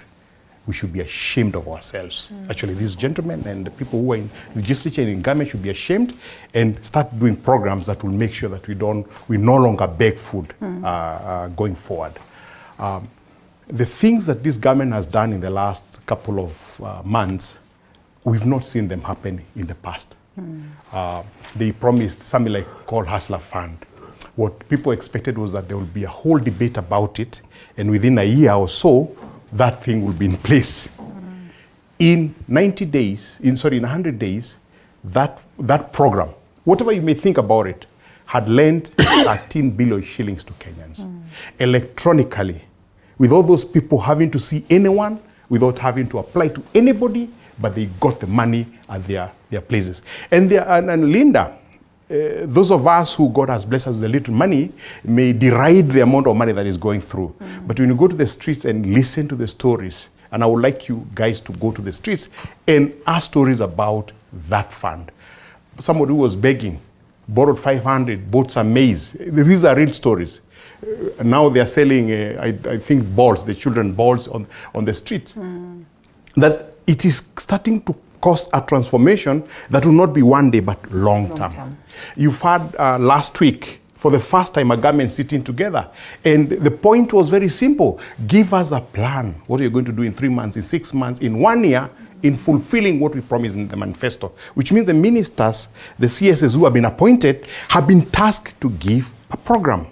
The only way you can judge that government is that once you see that program, and in 3 months, if they promise to do something that they have not been done, then you question them. This is a government that has promised that in 6 months, 5,000 government services will be digitized. In the last government, how many were digitized? 350. Do they work? No. You still go to lands and there's still a lot of problems. So there is a target to do in 6 months, we'll digitize. For Kioni, if he expected that on day one, Open Sesame, this will become heaven, he's not woken up from his sleep of being comfortable with doing the same things and expecting different results, and you know what that means. So this government needs to be given its own time. We've already seen a little bit of a push forward to be able to change things. We may question. We'll have questions for the government, of course. I mean, for those of us who are citizens, we will not be taking everything blindly. So if you ask me for a couple of things, I can pick a couple of negative things. But there's so much positivity and so much energy moving forward that statement is totally misplaced. Okay. Well, they said so about Trump, and people overlooked this whole thing. Let's not go to America, but briefly take a look at the fact that this conversation is largely about 2027. When do we get out of this space where, right after the election, we're thinking of the next, yet we have not even delivered for the people? One thing, let us agree that, in fact, it's a duty, because our constitution does not emphasize that politics should be crossed at the at the exit of politicians are paid to politic fine. So therefore, since that window is still there, you cannot you can't demonize those who wishes to start planning for the 2027 election. And the route Kalonzo is taking and his boss is quite healthy. Let them start strategizing themselves towards that goal. I also did want to say that if also William Ruto went to sleep and expect that actually he's just going to connect with the people in the last 1 year, it could be difficult for him. It's only that he made himself relevant to the people all through. And at the end of the day, he managed it. So in this particular case, let me say, it is not politics that actually hurts the development. Because we can still play politics and still the development can still going on. And I have an experience with the Kibaki regime, where politics were on, but Kibaki was still doing very well, and the country was doing very well. So we can combine the two. And what is very important is the government should not relax, should not even dare to think of what other people are doing there outside. They must concentrate in delivering. And I'm sure that's what William is doing now. And he's making sure that actually he plan well, so that at least he can start well. The rest have duty to do what we call watchdogs. They should check and make sure that in fact, wherever there are issues, they can just put them on the floor. And that's why they have the minority there in the House, so that they can castigate anything which is not going well. And that's why our standing orders have given the opposition or the minority powers to share those audit committees, so that at least they can audit the government and they can still keep government in check. I think that in fact, the constitution we have and our standing orders in both houses works very well, and still keeps the government in check. Let me say, we should not lose focus, because during the campaigns, there are a lot which Kenyans have been promised to that actually will realize results. And I can say, any government that does not think to fulfill the promises is a government that does not want to survive in the next election. So the sitting government, to prepare itself for another election to win, is the performance that they will be able to achieve in these 5 good years. So the 5 good years will give them a roadmap to secure their second term, their second term. And that's it. So you have the business here, and I am sure that this is the mindset of the William Ruto, is to deliver. But we cannot deliver by castigating everything. Because at the end of the day, all Kenyans are one. And let me tell you, the victory, the achievement of any sitting government in Kenya is achievement to all of us. So let us also be supporting where the government is doing well. Let us not castigate everything, so that at least as Kenya, we can move together. Because if this government at least performs well, our economy will perform. And it will perform even to those areas where the government was not voted. And when we come to politics, those are politics. We play politics in that dynamic. But let us make sure that we make Kenya move forward and achieve goals to every single corner of this country. And I am sure that our constitution is very good, that actually we have 47 counties, so that no single area is left out. We have also the equalization funds that I also wish to see that it is making sure that it equalizes where there are deficits. I think we have a constitution. If we can follow it to the letter, it can deliver us and it can deliver this country to the best. Fair enough. And minus emotions, minus the politics, do you agree to some of the projections that have been made that have been made by the these bodies that speak of statistics on what the ground speaks of course, Infotrack giving out their statistics in relation to the performance of the government. What do you make of your performance so far? Are you confident of a second term? Let's just ask that. I listened to Dr. William Ruto when he was in Garana. And he did state that we actually in a position, as engineers said, to feed our country. The missing 10 million bags of maize, we can be able to produce them in Garana. However, I also do remember that he issued a directive for the subdivision that had illegally been undertaken. He revoked all the title deeds. He also issued directions that within 6 months, we should put the 10,000 acres under irrigation and add an additional. The new approach that the government is taking, improving and taking a private-public partnership, will see to it that we do not overly rely on the budgetary allocation, but we can get investment partners to come and invest, and in the process of doing normal business, we are able to recoup what they have invested during our the project implementation. I also want to say what Mheshimiwa here has said. Yes, Kioni has made a statement, but I think we should not stop at every barking dog. We know Kioni was there sometimes back, and we know that he's suffering from a traumatic loss of what they had overpromised himself. These are people that we actually need to take care of because they are actually threatened. These are people who could easily commit suicide, because they could not imagine that a son of a hustler could become a president of this country. And this loss, I think, Kenyans, let's take care of these guys, the Kionis and the like. They need a lot of attention. In fact, those who are psychologists, psychiatrists, must attend to such a people. Because that's the problem that they have. Interesting, Senator Omatinga there. So let's listen into what is happening in Nairobi and just react to it. Diverse opinions have been raised regarding the directives by Governor Johnson Sakaja to relocate long-distance public service vehicles from the central business district to the Green Park terminus and to shut down entertainment joints in residential areas. Both the governor and deputy president vehemently defending their positions. Mina mheshimu, yeye ni mzee kwangu, tena kisiasa, is at a higher position in terms of the party. Labda kuna mahali tu, na mimi siwezi ongea zaidi juu ya mdosi wangu, labda kuna mahali tu labda hatukusikizana ama kuna mambo yako yanaenda mzuri. The situation has fueled confusion among residents of Nairobi over whose directive to follow. Long-distance PSV operators have faulted the directive, citing losses, inconveniences to their customers and insufficient facilities at the Green Park terminus. Distance, hatuweki jamu yoyote. Wale watu wanaweka jam town, those are town services. Sisi kama tuko kwa stage, si unaona gari yangu iko kwa stage, ikitoka hapa kama imejaa, inaenda moja kwa moja mpaka Kakame. Hii gari inaweka wapi jam? Green Park, usiku. Labda umepatua mtoto kama parcel kutoka Kakamega. Huyo mtoto utamwacha Green Park. Mzazi wake atatoka huko mpaka Green Park. Security hakuna. At Green Park hata iwezi. Hapo mahali ni padogo. Then facilities hakuna, no offices. Unaona?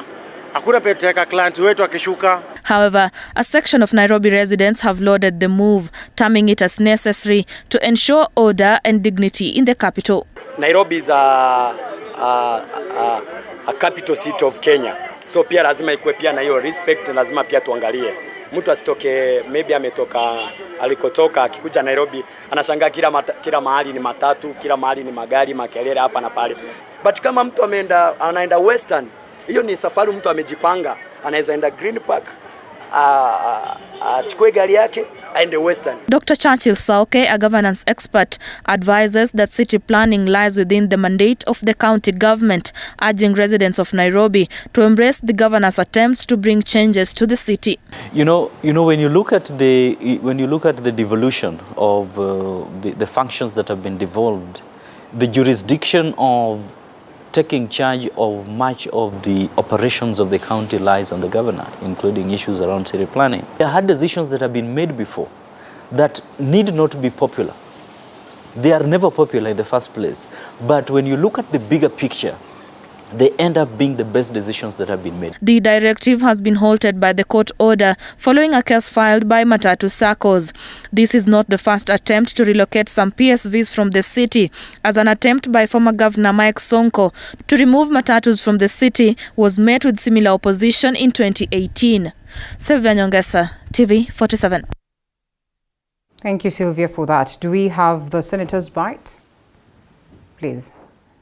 Tumeeleza niwaga chegwa heo giteo niwe deputy president wa Kenya na tuile Sakaja ligazi sio alika yako we maratazi maku nitwe mage koba nitwe maratazi makugurwo watha kae ndukwagura tugukwagura na itwege koyo menye itwege koyo nitwe ndo pota Ligathu wa Gachagua arakwarĩrĩria ũrathurwo Nairobi ũratuĩka governor zigararua tutaonana nawe mwanaume tutaonana na wewe gĩkũyũ gĩtiendagĩrio guoya na ko mũtinathoma na Uhuru wa Kenyatta nĩ mũgũthoma na rĩanyu Ligathu wa Gachagua aheo gĩtĩo akĩohwo akĩhingĩrwo ma county akĩhingĩrwo mabengi mũtiraragia inyuĩ mwetĩte mũtino gatagatĩ ka magũrũ no ũthamaki ũigĩrĩra metha igũrũ mũke mũrehe wana tutaonana na nyinyi nimena tukuonana nao tondũ nĩcio tũtigũraga guoya kana tũkĩgũraga guoya nĩtũgũraga guoya ithuĩ waambiwe tutaonana nao na Sakaja ndakwĩra gĩthomo gĩaku nĩtũĩ nĩ gĩa gĩkomba koguo kĩaria ujunge sana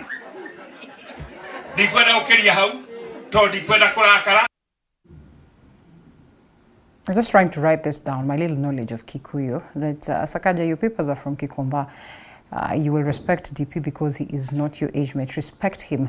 Kikuyu is our cheze wangwi, and if you didn't learn from Uhuru, tutawaonesha that perhaps we hatununuangi uoga. I will not start with you, Senator. I will start with Engineer Mwathi.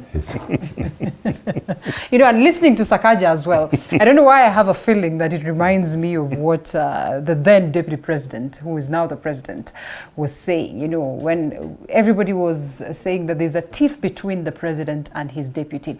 You were saying, mimi sina shida na mdosi wangu, tuko sawa and everything. Can we trust this gentleman that everything is okay?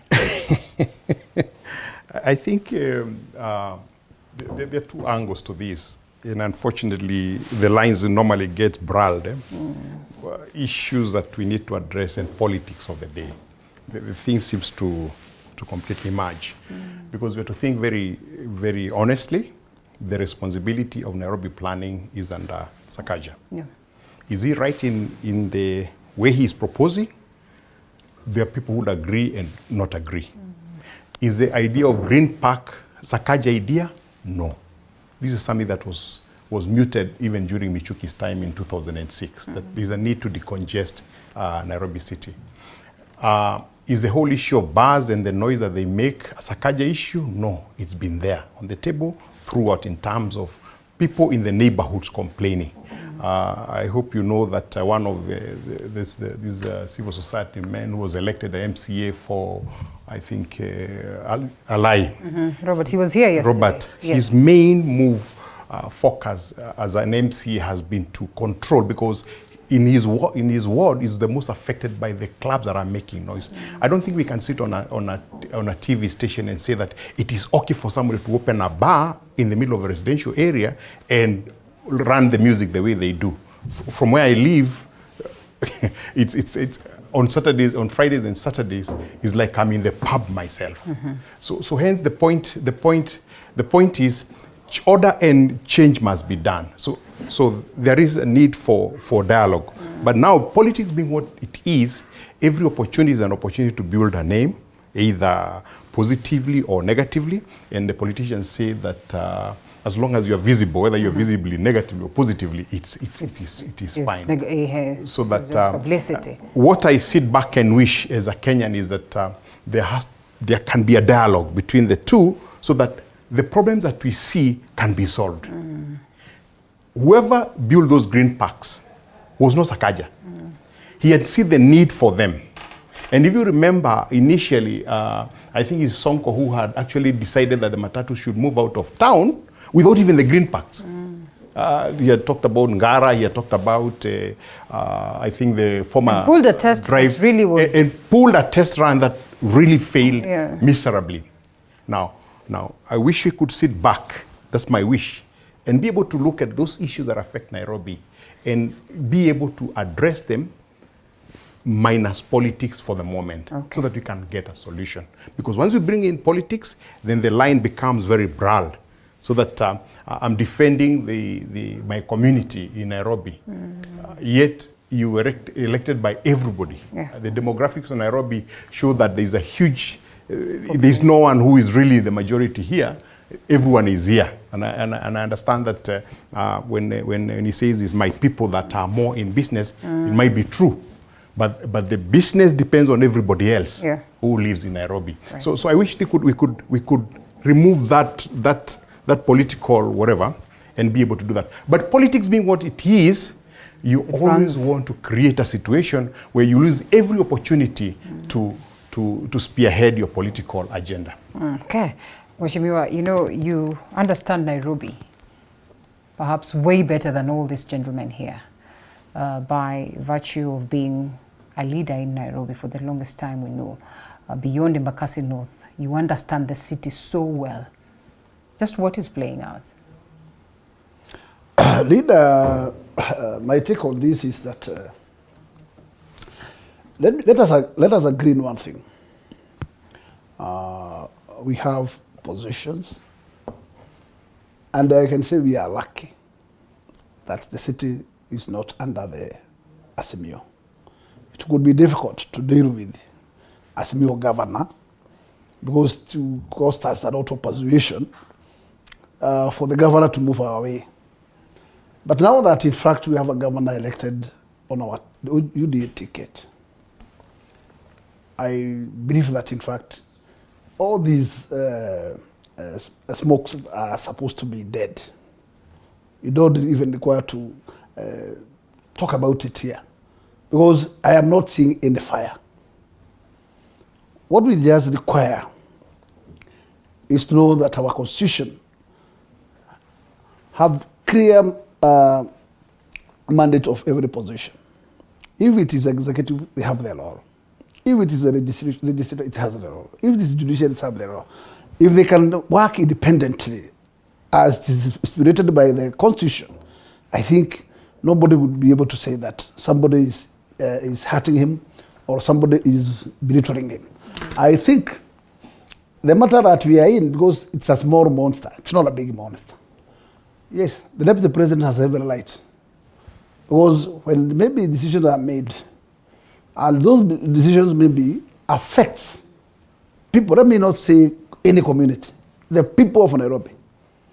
As the deputy president of the Republic of Kenya, he has every duty to talk and speak his mind. And in such a scenario, when you find him speaking, it means maybe he has tried to use other mechanisms, and maybe the governor is ignoring or even so. Okay. So what I can say is that I would just urge the governor, deputy president is your boss. Because the tie between the deputy president and president is one. That's one unit. So you cannot respect the head of state and fail to respect the deputy. You must know that. Is it a question of whom you respect or what the constitution says? One thing, they are a unit. Let us agree. Okay. They are a unit. So in terms of decision making, yes. I am sure probably the governor has consulted, and most likely he has consulted his boss, who's the head of state, probably.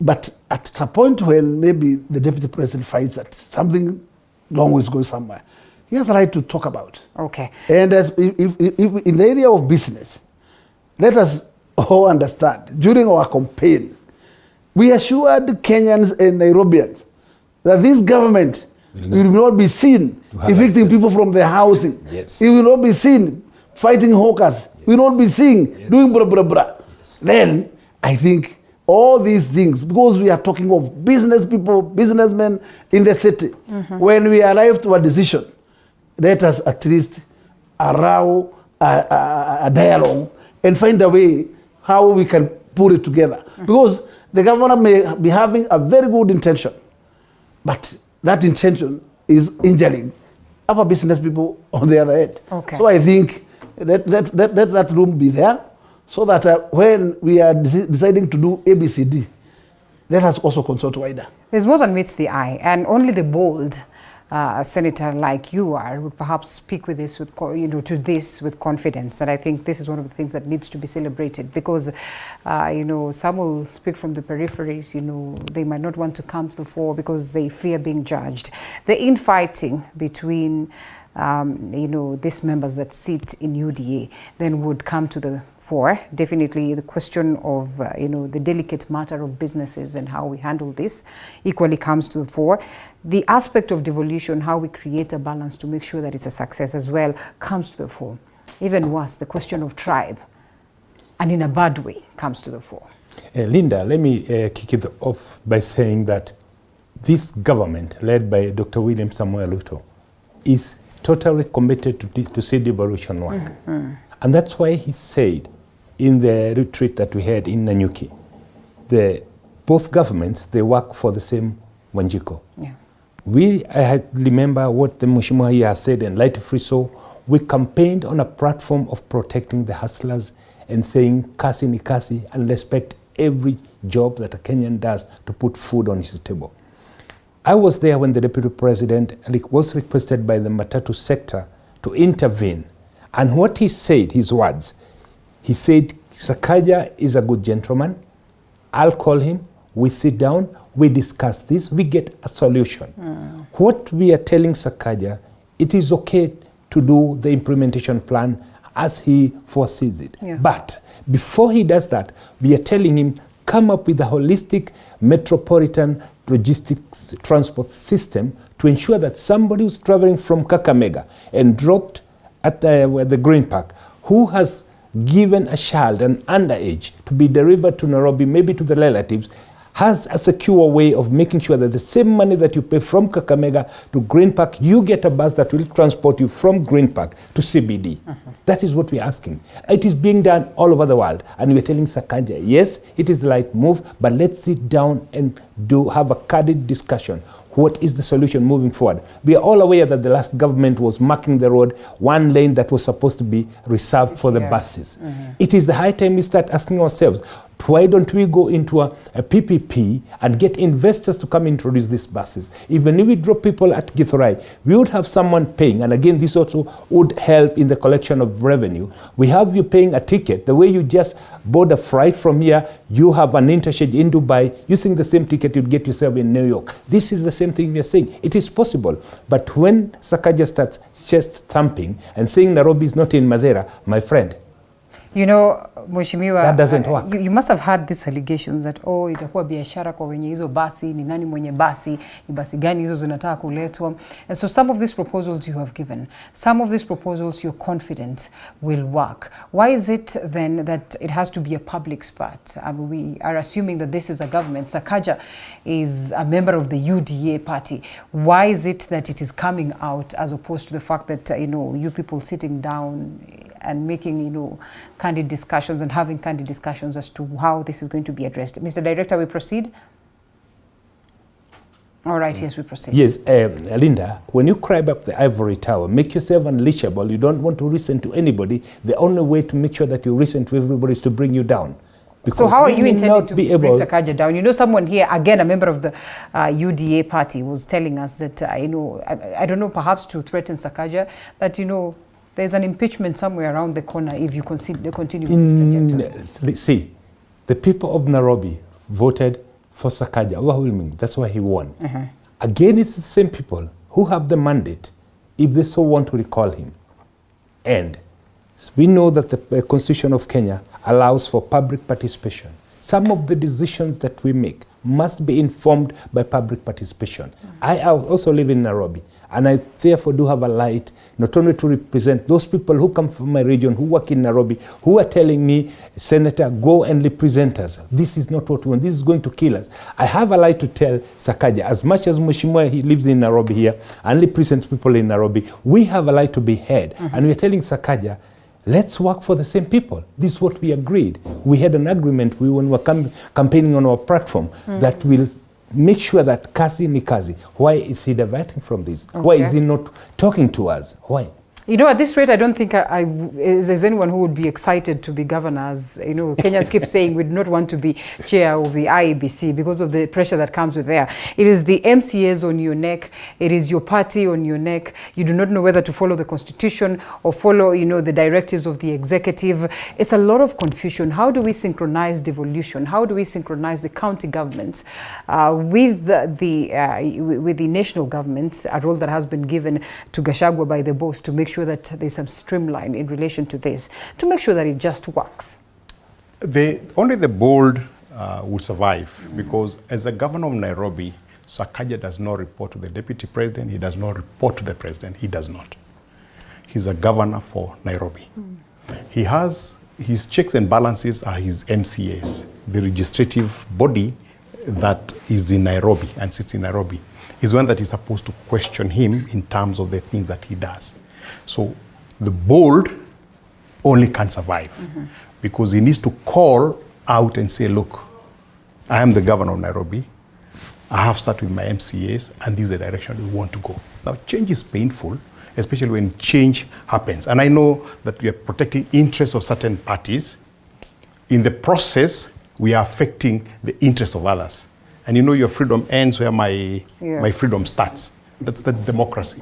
So to an extent that if the people of Nairobi have felt that we need a change in the transport quagmire that we are in town, I don't know whether these gentlemen drive in town, Ludhuri Avenues and whatever during the weekday and find how complicated and how stressful it is to do that.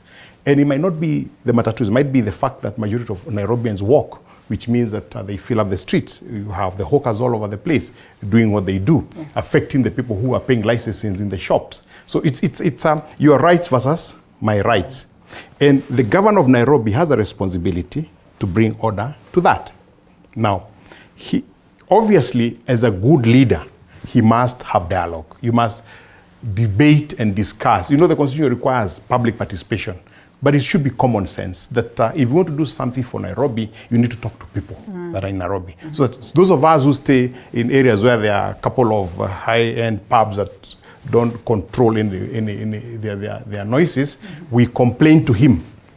He sits back and looks at those complaints. And that's why sometimes it's advised. And the point is not to close the pub, because that's politics. The issue is to control the noise. And in the license that is given, there are those conditions that are given. Now, if you don't fulfill those conditions, the politicians should stop defending the person who doesn't want to follow the law. Because you're saying that we must follow the law of the jungle. That you open a pub next to my house, you make noise. For those of us who have the benefit of going outside this country, you know, you go to areas where there are pubs, you never hear any noise. Why? Because the law of the city is followed. So that the room where you are making your music and people are enjoying is meant for the people inside. So what do? You pad it and you soundproof the place so that a pub is fully proof. Now, in this country, we don't do that. You walk in Kiambu Road, you're almost like in a discotheque if you're walking around. Now, the license given to that person has those conditions. Are they fulfilled? No. What are we supposed to do as politicians? Make noise about it. In Nairobi, I say and I say again that the issue of decongesting the city was mooted way back in, I think, 2006 by Honorable Michuki. Remember the guy who brought order to the matatus? I don't know whether you remember him. Yes. He made people sit down on a matatu. And he said, look, if you want people to stand, just go and start your own. I actually used the statement, you wenda uchoge kamichuki yako ukaambie. And he succeeded to do that. Did that affect business? Did that kill business? No, it didn't. In the same strength, I can tell my friends that when computers were introduced in banks in Kenya in 1990, there was so much hullabaloo about loss of jobs. Computers have created more jobs. It's become easier now to have a banking agent in Hola, all the way in Hola, who links up with the bank directly. So by moving this, and I must agree that we need to be able to have a dialogue so that is a full-length solution to the problem. It doesn't have to happen immediately, but there's something that needs to happen. If this has to move out, between you and me, people will not lose jobs. Okay, fair enough. Should we allow us to take a short break and perhaps come and react to what Honorable Senator here had to say? A little bit radical or just the truth after this break?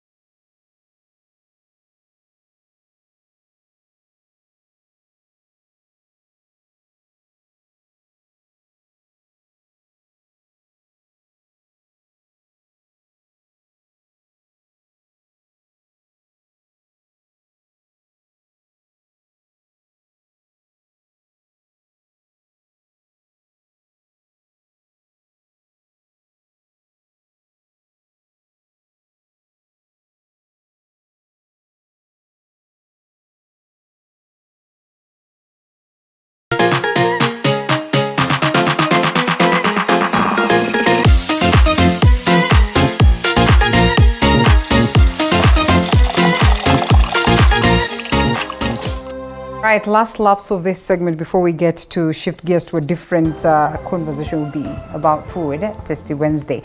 Honorable James Kekuya, Member of Parliament of Embakasi North, is with us this morning. Engineer Alex Mwadhi, who's seated at the center, governance expert, and Senator Nyeri County, that is Honorable Wahome Wamatinga.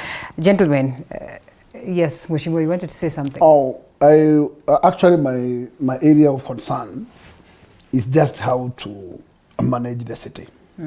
Taking to cognizance that actually Nairobi is a capital city. I do agree totally with the engineer that we need to look and find how we can reorganize the city, we can decongest the city, and make city a working city. But first and foremost is to engage the stakeholders. The stakeholders are those matatu people, are the hawkers, and everybody else.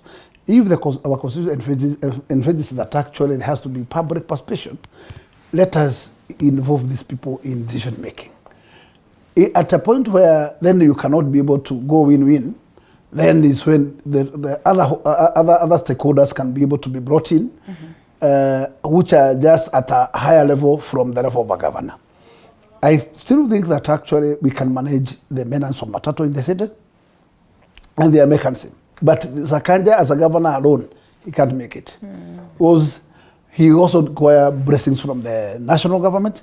And if there is areas of concern where maybe he can be able to relocate these matatus to a certain terminus, because I am sure the way it is currently designed, even to push matatu out of the town, to put them to a line around Gara where the defunct NMS prepared for that, cannot fit even half of the matatus from Thika Road and Kiambu. So it will also become another menace. And I think the best thing is to at least bring all stakeholders close. I can say, nobody would say that actually when the up-country buses are moved from town to just a walking distance of Green Park, that's so far. It's not far at all. Because people can walk from as far as Gala, can walk from as far as Modurwa, and so on. But in a way that actually the stakeholders has already adopted that. If that is done on a setup way, I think it can be manageable. At the end of the day, I'm sure it's a big menace, and actually it's a menace to leave the way the matatus are operating in the CBD. Okay. But I am opposing any methodology that will push them out without having other areas to locate them in a modern way. Okay. I think pushing matatu out does not mean that actually we have resolved, because you can remove them to town, but they can make other roads and more trouble, because they are capable of blocking all roads within the city and make sure that nothing is moving. So instead of us moving to that direction, let us involve the stakeholder. Let us have a dialogue. Let us agree. And I have been proposing that, yes, we can look for an area where we can look for a modern terminus for matatus. Then an area like Modurwa Radis Road, there is a big land there where if the national government and the county can agree, they can acquire that land. That land is idle. And that land is meant for what we call pensioners, railway pensioners. They're intending to sell it in smaller portions. Instead of making not good use of the utilization of that land, the government can acquire it. Okay. They can be able to make a big terminus there for matatu from Eastland. Then we have another area at the Gala Railway, where we have also a pensioners estate there. That estate is good enough. It's over 20 acres. If that one can be also acquired, we can also make a terminus that will cater Kiambu and Thika Road. Okay. But those are things that cannot be done a day. Today, you cannot start kicking these people out. Have a solution first. After having a solution, then the rest will follow. At least give people time. Even the new laws that actually affecting the estate clubs. Yes, it's good because at least we have a governor now who is considering that actually these noises are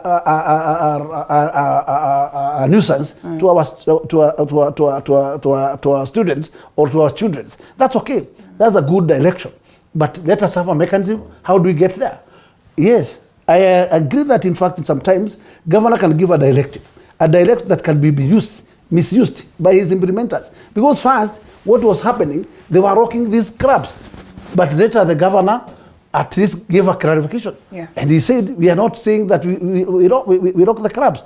We are saying that at a particular time, these crabs should at least bring the noises or use the other new technology of reducing the noise from not from inside, not to interfere from outside. And I think these are mechanisms that can be done, but allow that dialogue, allow public participation so that people can buy. But if you are not going to give people at least time to exit, then at least they will be finding you as a whipper who does not consider that actually there has been. These are the people who elected this government.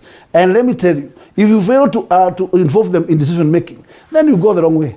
We wish that we'd have such sober conversations, Mheshimiwa, but perhaps your reaction and that of many other leaders could be good to the eyes of others, but maybe... the proper leader, the people, the politicians took this as a politics. Yes. It also became a chief, it's a Western versus Mount Kenya, which is too long. Yeah. Even people started saying that actually being motion of impeachment for the deputy president, that is wrong. And that's even for long, the governor, that's a long way of doing things. Okay. Let us look for better mechanism of handling our matters, but let us not use other methodologies that actually are going to injure us more. Would you want to recant your statements? Would you want to reverse that? And sometimes people can react, at the spur of the moment. Yeah. Does it not worry you when you listen to yourself? No, let me tell you, Rita, before we say something, we try to leash out. Okay.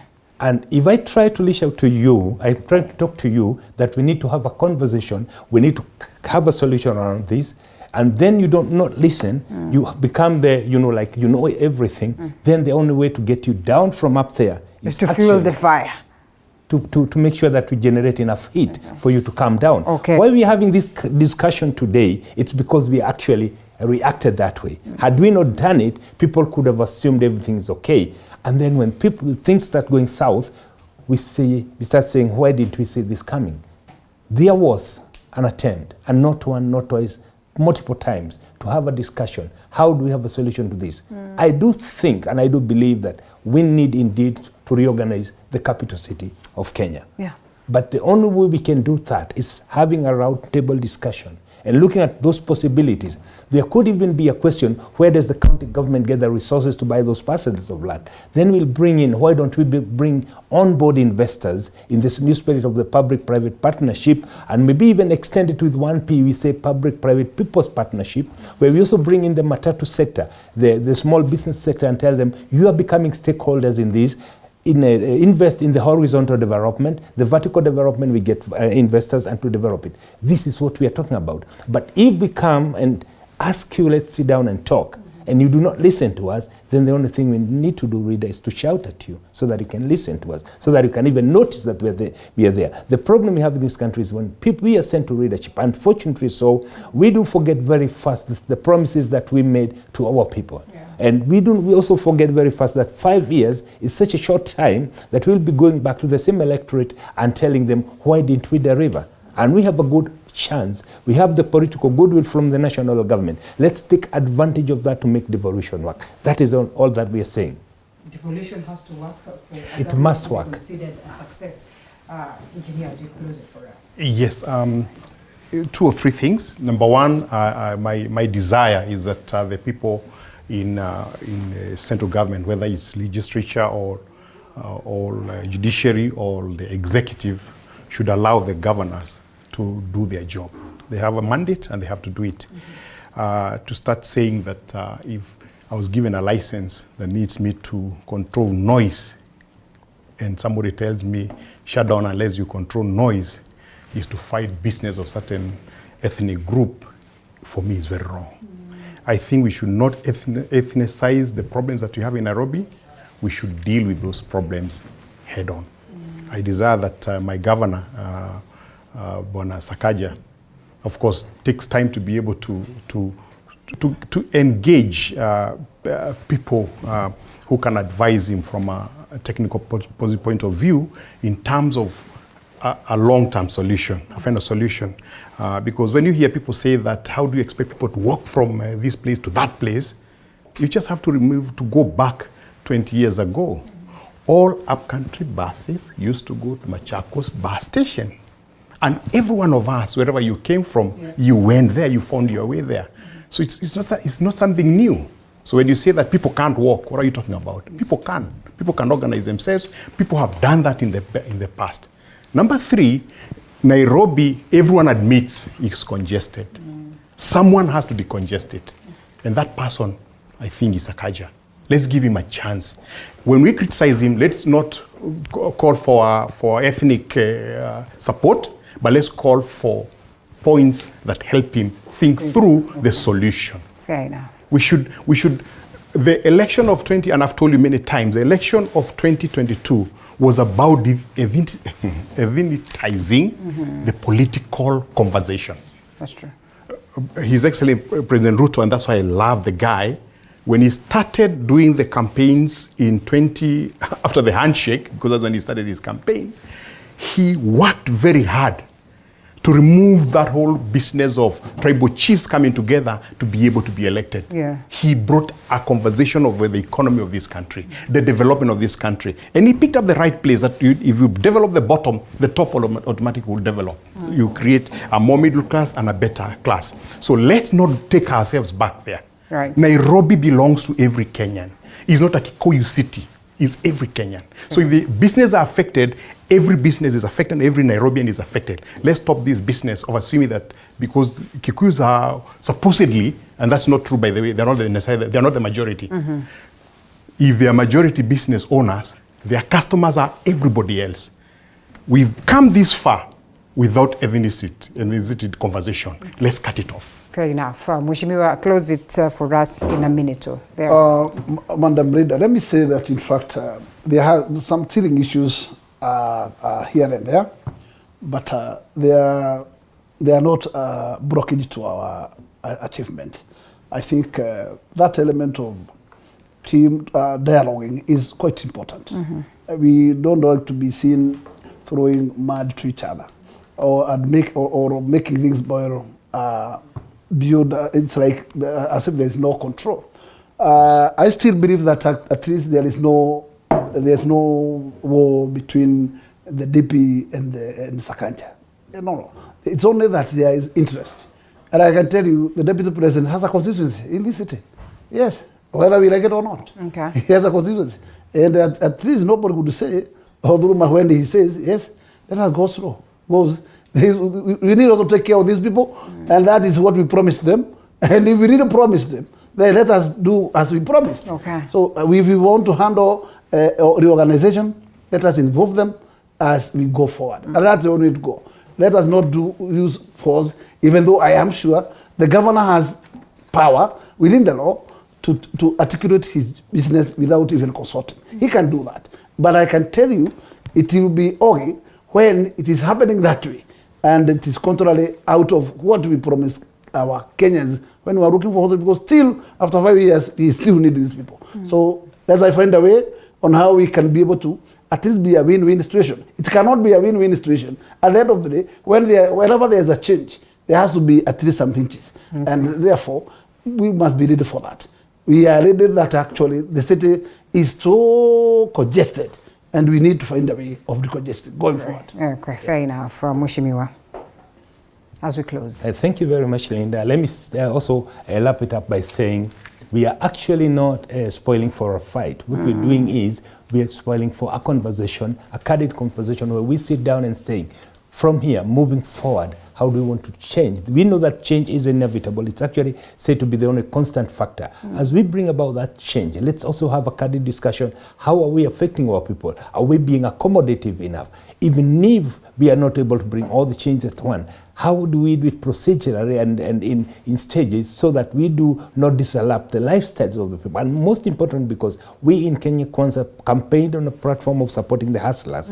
When we wake up one morning and disrupt their operations, Are we doing what we promised? Let's have a discussion around this. Okay. Nobody's spoiling for a fight. There is actually no bad blood between anybody. And I think it is just a question of let's sit down as readers and talk about our people. I'm not talking about Kikuyus. I'm not talking about any ethnicity group. I'm talking about our people who are hustlers and who we promise that we'll move them in our economic model of bottom-up approach. That's all we're saying. Okay. And you know, the people will depend highly on the wisdom of the leadership for this to be addressed. Indeed, Nairobi is for us all. Nairobi is for every other Kenyan. It is the capital city. It is where very many entities sit, even those ones that are global. We cannot afford to see it go into the dungeon. And so, Honorable Wahome Wamatinga, Senator, Nyeri County, thank you so much. And karibu tena any other time on Morning Cafe. Engineer Alex Mwathi, who's the governance expert, asante sana for speaking.